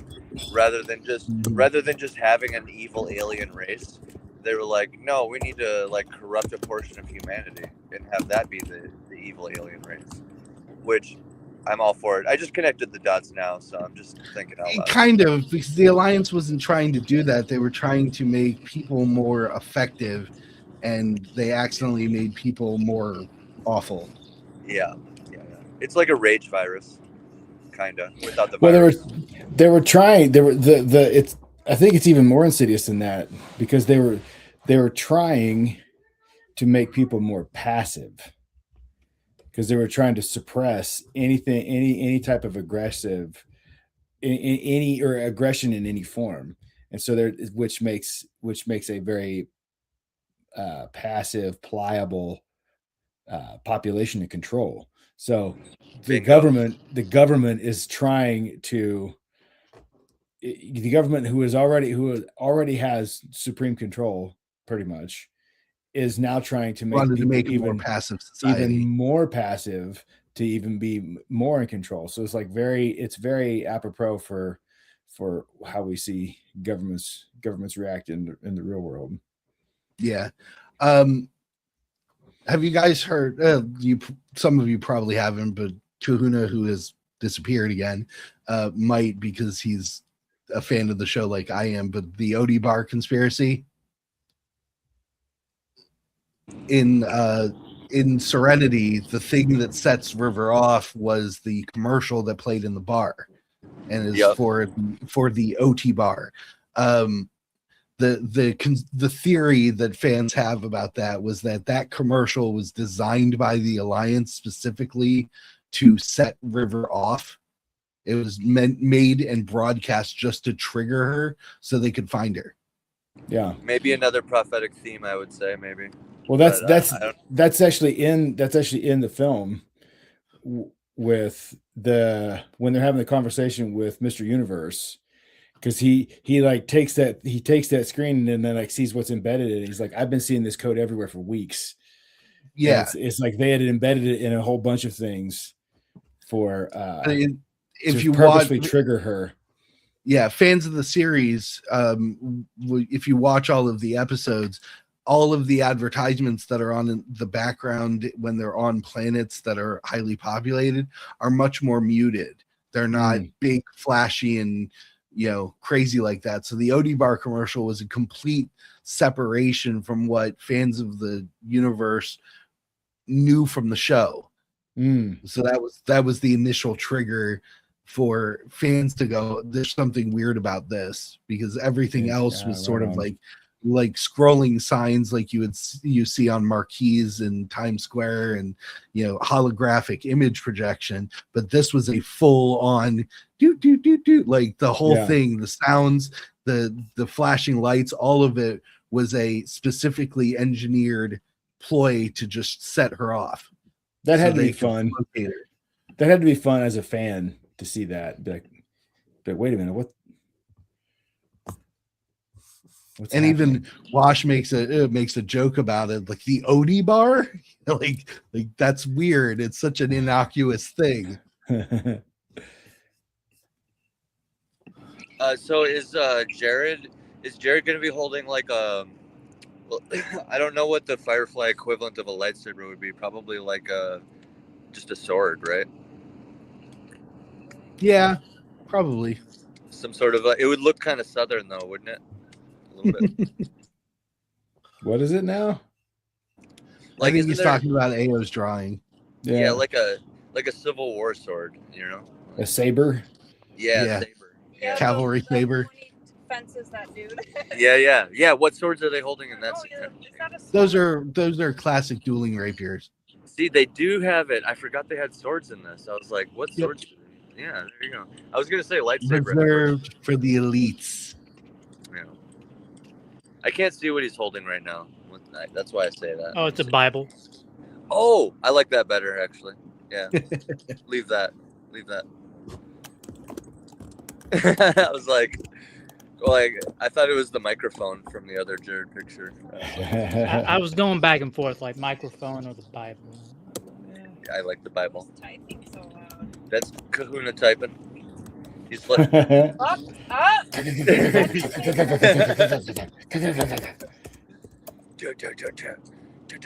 sausage fingers so, over here. what do we smashing and search and smash? I said the name of our ship was the Woo. Search and peck those heavy fuckers. Yeah. Since we were on the topic before about Inara as a sanctioned sex worker and whatnot, one of the unsung interesting details about the show was Kaylee, the engineer character. And in the episode where they flash back to where they meet Kaylee, Mal had actually recruited a totally different person to be the engineer for the ship.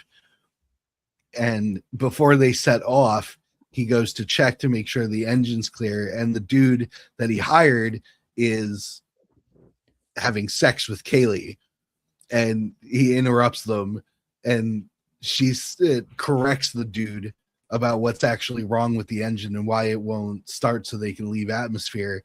And Mal questions her about how she knows that. And she literally says, well, I saw it while I was on my back.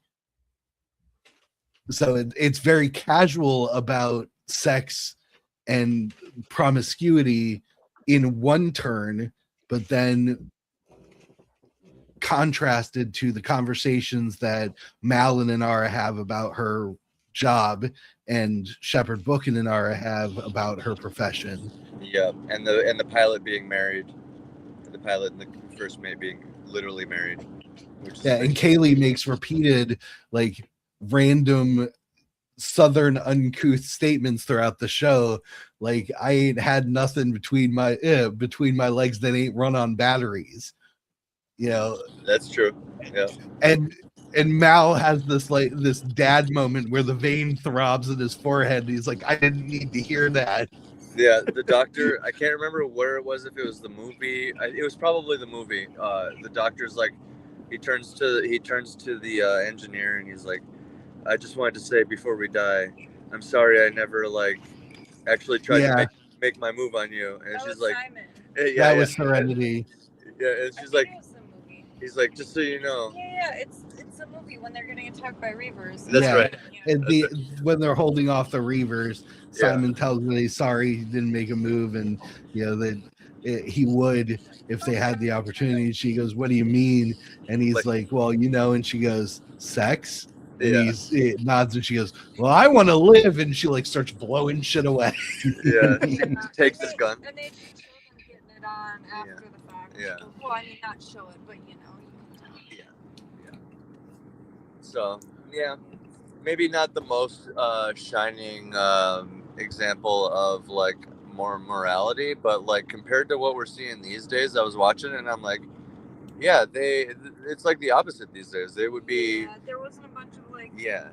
Totally like we have to have everyone queer and everybody's. Oh yeah, they'd all, everyone would be gay. I mean, they got kind of like when she had a female client a little bit, and that's whatever. But like, so it's not like it didn't exist in the show, but they weren't like shoving it in your face constantly. Like, we're only less than 1% of the population, but just 70% of pop culture. Yep. Yeah, It was literally a normal amount, which was refreshing. I'm like, man, this is a slice of history, kind of, this show. It made it feel like it was just a detail of existence, that all these different people have these different perspectives. They can get together and coexist for their own survival and grow to, care about each other with all of their flaws.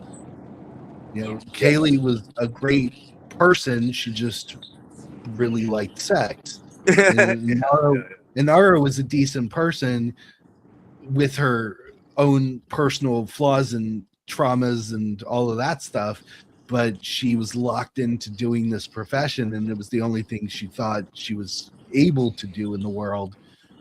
Yeah, Jane was just a complete brute that didn't fit in anywhere other than out in the black, because there were no rules out in the black, and that was perfect for him. Yeah. And honestly, the doctor and the captain are both pretty prideful. So yeah. You guys, when Jane had when they first found him, he's like, I can have my own room or whatever. Yeah, he just turns on his butt. Yeah, that was great, and good foreshadowing, kind of too, to be honest. Yeah. But they did play up Zoe and Wash's really healthy relationship very well in fun ways that made the characters make sense. Yeah. Wash was absolutely infatuated with his wife, and the episode where they get captured by the Alliance and they're being interviewed, Wash goes on this tangent tirade to derail the interview, just talking about his wife. They're being tortured. They're being tortured the whole time, and literally, like, the torturees, the government is just like enthralled with the conversation that's unfolding in front of them, because they're mesmerized, because they're torturing them, and the captain and the pilot are just going back and forth about his wife. And she picks her husband. Yeah, that's the Nishka scene. But the Alliance one, Wash is sitting across the table from the Alliance guy, and he's just trying to grill them about what they're doing out there, how they know Shepherd Book, and and Wash, instead of answering the questions, he's just like, what I really love about her is her legs. And what's above? Have you ever been with a warrior woman? See, that's all he talks about the whole time. Their relationship is another good example of like semi-inverted relationship roles, but it's not overdone, because they do exist, but it's not like overdone where she's literally a man and he's literally a woman. It's like, no, he's just a pilot, which is actually kind of still a pretty masculine job in a lot of ways, and she just has more power in the form of being second in command. So it's like, and the dialogue gives the opportunity for that to flourish in scenes where Zoe, who's very upright, very no nonsense, she's the second in command, she follows Mal, and Mal's grumpy about everything, so she just makes sure that he doesn't die when he gets extra grumpy about stuff, to Wash doing these incredible things with the ship, and then her going, Captain, I need to borrow my husband. I need this man to take off all my clothes. Just like, yeah. In that moment, you were interview awesome. Scene was Let's go have sex. Yeah. The interview scene was the best because it just showed all of their character, like, personality. It's like the guy's sitting across looking at the table. Jane's just like, just Daniel literally just spent the last 5 minutes talking about that. Yeah. Oh. I was talking about Wash's part in the interview scenes. Oh, yeah. Going on and on about But I want to hear about it again. Go ahead, Kahuna. Zoe's just sitting there. I was like, I don't think that's any of your business, sir. The legs. Yeah. Oh, it's so funny, dude. Oh, it's so good. So Tudyk good. is awesome, man. I love that guy. He's great in everything. I liked Yeah. him in what was that show, Chuck, with Zachary Levi. He was phenomenal in that too. Yeah. Alan Tudyk was in that? Oh no, I was talking about Adam Baldwin. No, I'm talking about Alan Tudyk. Oh yeah, well, Alan Tudyk is in things you don't even know he's in. Oh yeah. He's a big voice actor, and so Yeah. many people don't know that. I'm like, how can you not know it? Did you? I've only seen a few episodes of it. Well, actually, I have not seen a full episode of it. I've seen like sizable chunks of several episodes, but the show with him, I think it's Resident Alien. Yeah, he is an alien. He is an Yeah. alien. He's so good in it. Yes, Like, he's so good.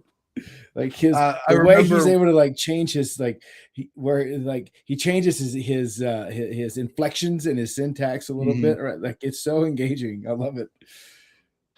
And I Maji just remember brought watching going to the theaters for Rogue One, and when K2SO appears right in the early scene, the breakout of Jyn Erso, the robot, the door tears open, the robot appears, and do not resist. This is a rescue. I was like, Alan Tudyk, that's awesome. People always forget about iRobot. He was Sonny in iRobot as well. Yep. That was a kind of complicated role to play too. Actually, that was a good movie, even with the flaws that it has. You mean it having but effing nothing to do with the book? Yeah. Besides that, don't get me. Oh yeah, I didn't know. The book is always first, but like at the time, do you remember the movie coming out? It was like a big I deal. do. It was. I really liked that movie. Yeah, I didn't really like that movie. Yeah. I was when Will Smith was on that good sauce, man. Right after Ali, he comes out like 240 pounds, enormous. It's like, okay, Will, okay, buddy. Yeah, they're the period there. I'm like, this is the peak shape of your life. I hope you know that right now. Yeah. And then it's like I Am Legend came out.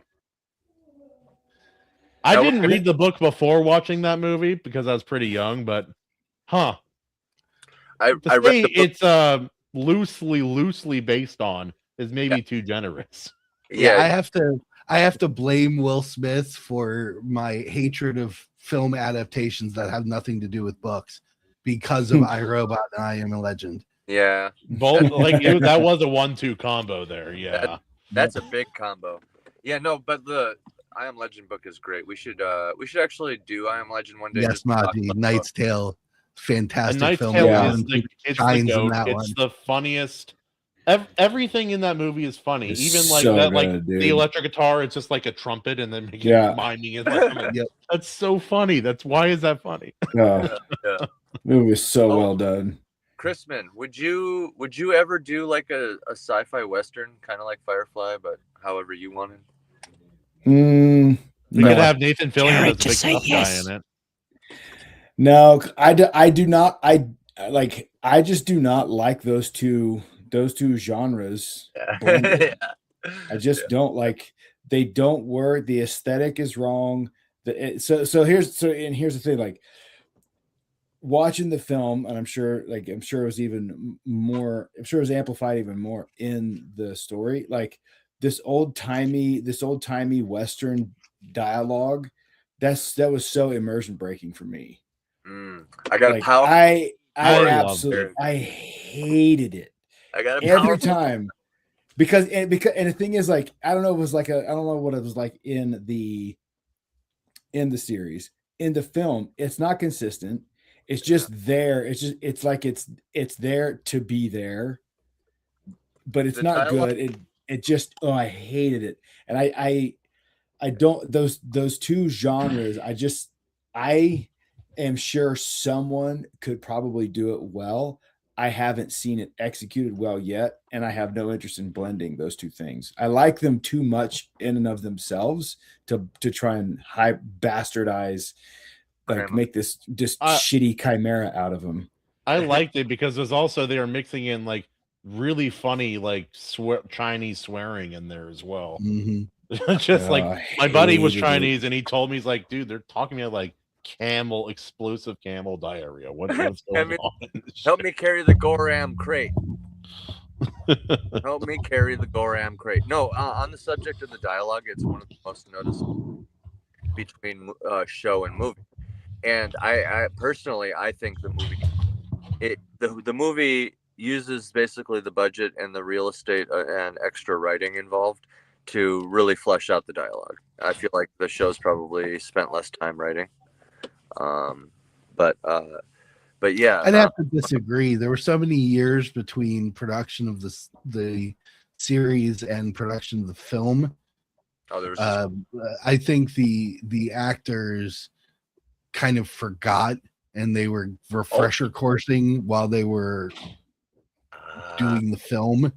So I think the film actually lost some of its. Well, it was a number of years between the projects. Well, so Firefly was filmed. The series was filmed over 2001, and then 2001, yeah, right. The Serenity movie was filmed over 2003 and 4. So it's not that many years. It's 2 years. Yeah, 2 years is a long time when you're doing other projects. Yeah. You can add up. Yeah, I forget some of the scenes in my own damn books after 2 years. I asked Tim O'Burnham about one of his first books. He's like, I'll be honest, dude, I don't remember anything about that book. Exposed. Oh, it was so funny, dude. Like, because I was reading it actively at the time. I messaged. I'm like, so, dude, so was this based off of this? He's like, I don't even remember the names of some of these characters, man. It's kind of like talking to Anthony Harris because he doesn't like my brain doesn't work the same way. It's like try to like. So what were you picturing? Oh, you weren't picturing anything when you wrote. Okay, it's very interesting. Yeah, his brain. Speaking of which, we do need to do A Knight's Tale at some point too, because I just want to rewatch it again. Oh, yeah, I really enjoy that film. I'll try for that one because I'm absolutely infatuated with the portrayal of Chaucer. Oh, it's so good. Jeff or like Paul Bettany. Paul Bettany's so good.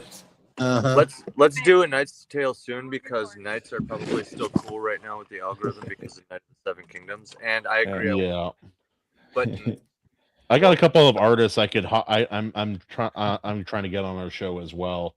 So that would be fun as well. So I'll try to get some of those people on here. Well, it was allegorical. Well, we won't hold that against you. It's for every man to decide for himself.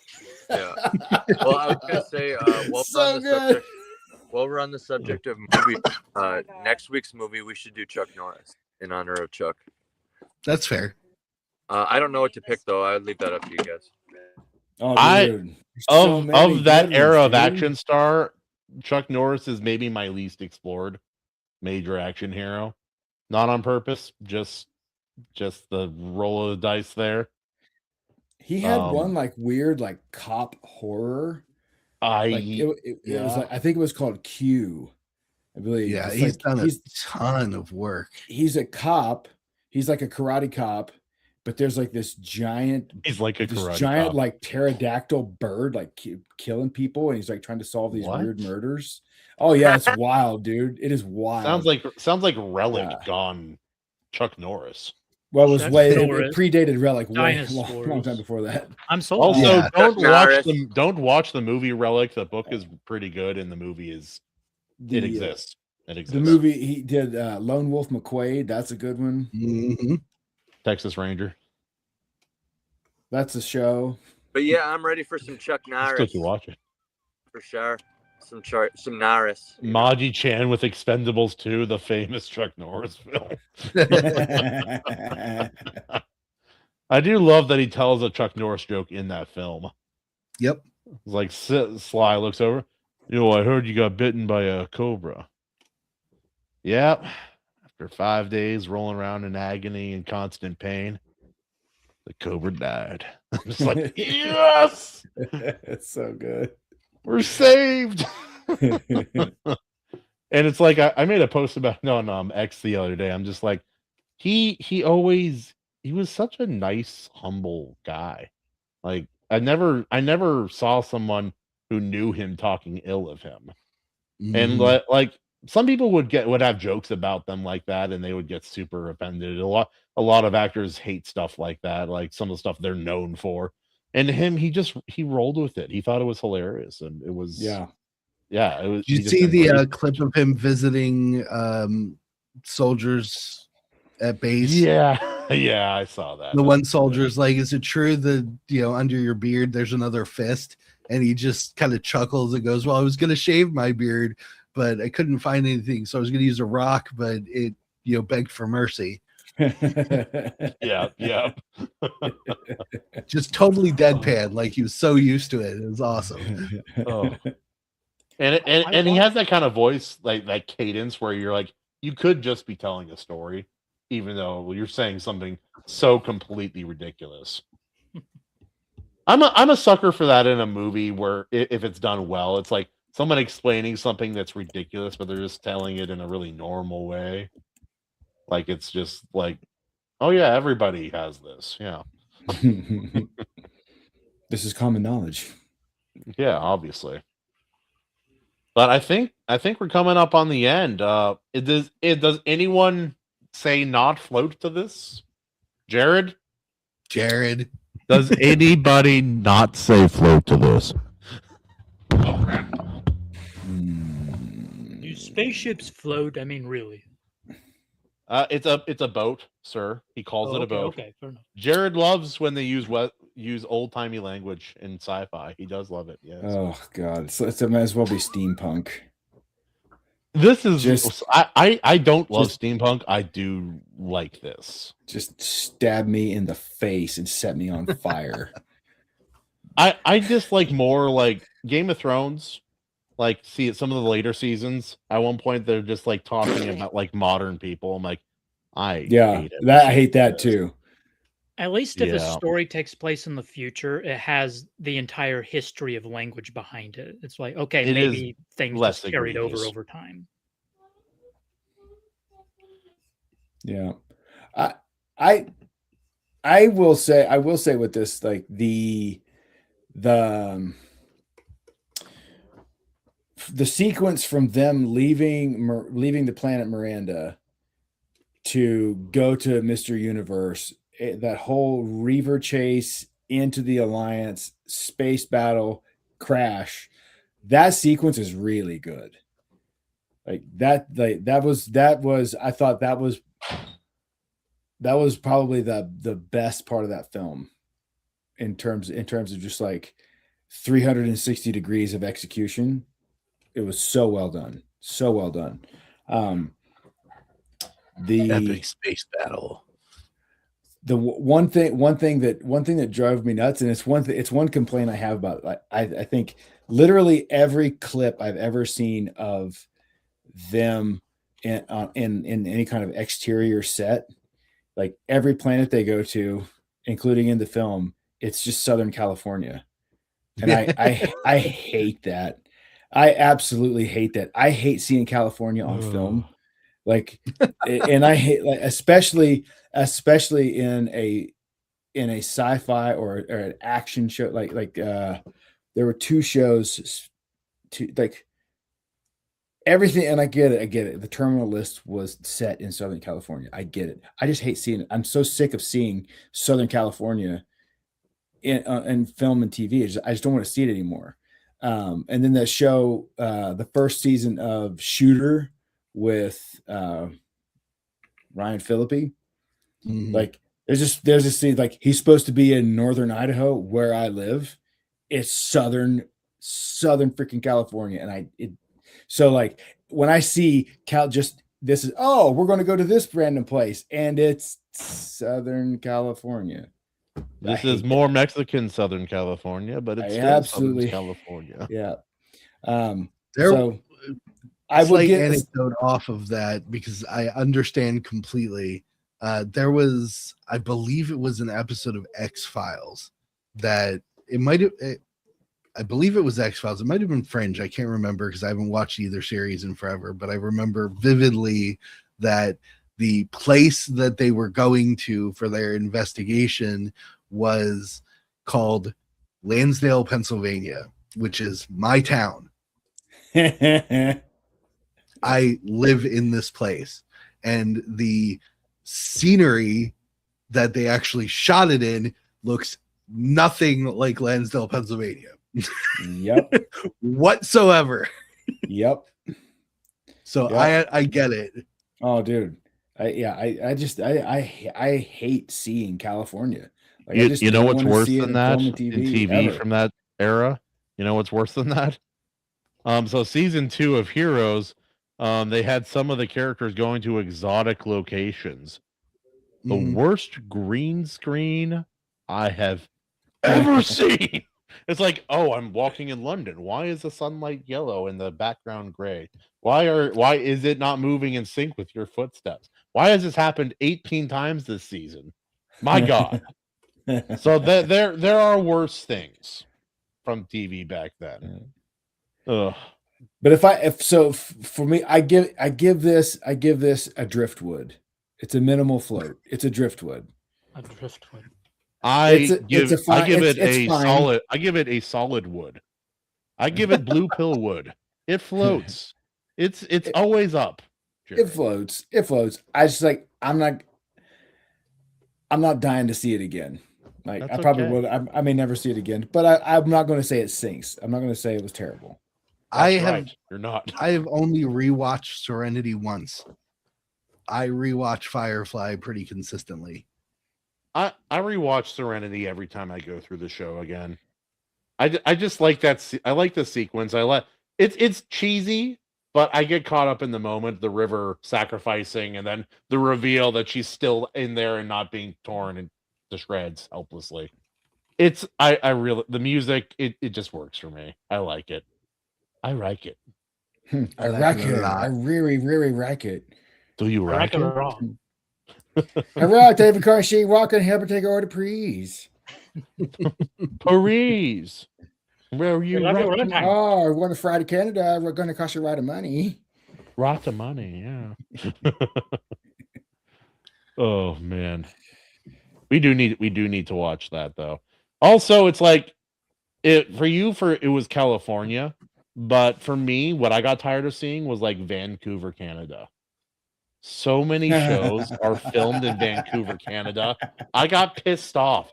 Every now and again, be like, it's Washington. They'd show like one scene of like Seattle and then never show anything else. Yeah. It's like, no, they give you like stock footage. Yep. It's like a stock footage shot of Seattle. It's like just like an establishing shot. This is a Wasn't there a time when every show shot. took place in like New York or something? New York, there's a lot of stuff that gets filmed in New York though. So but TV shows are really bad. They're all in Vancouver. Yes. Every single one. Yeah. It's like California, Vancouver. And see, that's one of the big reasons why, like, I have always gravitated more toward film just because of the production value. Film's got the budget to go on location. Film's got the budget for a better cinematographer. Like all of those things add up. So as a visual medium, I think film is always has been and always will be superior to TV. And that's why, so like, I'm pretty snobbish and harsh when it comes to like a TV show that I will get into with probably I probably have a few guilty pleasures in there that I'm not aware of yet, but like but like that whole limitation is like, oh, we're going to film this show in Vancouver and we're going to film this show in Vancouver and we'll film this show in Vancouver too. We'll just do it on the south side. It's like, oh, come on. Hate it. That's my rant. I'm sorry. Fair. The why I'm advantage making of shows is just more time to tell your story. Yeah. Yeah. But the budget is reduced. Yeah. I like that if a film gets big enough and there's an iconic scene, it's like that location will forever be tied to that now. It's like the Rocky statue in Philadelphia. They've moved it, but people still run up those steps. Yeah. All the Lake Shining. Como and European palaces for Naboo and in the Star Wars movies. We were talking about that the other day. Yeah. I'm just like, those places are real places, which means people can basically go on set now if they have access, which they don't because they're like mostly privately owned. But yeah, no, I do love when things are iconic enough that happens. Or like the poor people who own the house from Breaking Bad. They're like, please stop throwing pizzas on our roof. Please stop. Oh, yeah, totally irrelevant, except for what you were just talking about, because it's a show probably none of us actually pay attention to. But apparently, the actual owner of, I believe it was Carrie's loft in Sex and the City, the guy who actually owns the location, constantly shoos people away from the building because they're always outside trying to get in. Oh my gosh. How long has that show been off the air? Right? That's the thing though, because that Just show make a actually BRB or filmed on that show actually filmed on location instead of like all like Friends, How I Met Your Mother, all these other sitcoms in New York. It's like, this is a great set. I'm glad we like this set. This is a set. This is not New York. No, Raw, I am not drawing. Hi, Elric. You want to say hi to the good people? What are they names? We know English. We have Daniel Simon. We have AO. We have Gerard Kleisterman. Reading make my English. Wait, how did I go from a German accent to a Japanese accent? Oh, in my intro. There was some Axis his name is crossovers. Gerard Kleisterman. Yes, very It good. was AO, an Axis crossover. Very good. Yep. Graceful. The one with a Foxu mask. That's animation overload. He's drawing. What up, boy? It's Daddy. Look at his big belly and the bald head. That's me. All right, buddy. Hey, say goodbye to everybody. I gotta get out of here. Bye, guys. All right. Hi, dude. Let's see. AC, can you take us off? Is he still here? Andy? Just shut the stream off. Totally random. Just F it. Click. done. All right. Ladies and gentlemen, thank you for joining us here on the Iron Seas. Thank you, Daniel, for joining us with your beautiful brown coat. Thank you, Jared, for having wrong opinions. Since the void we haven't had filled in the show. AO, your artwork is amazing, as always. I appreciate it. And Katie and AC, love you guys. Thank you so much for joining us. I will see you next time. Where? Come back here. I will see you next time on the Iron Sea. Oh my gosh. You're so loud. Next time on the Iron Sea. You're tipping over the bicycle that holds my microphone. You're ruining it. Goodbye, everybody.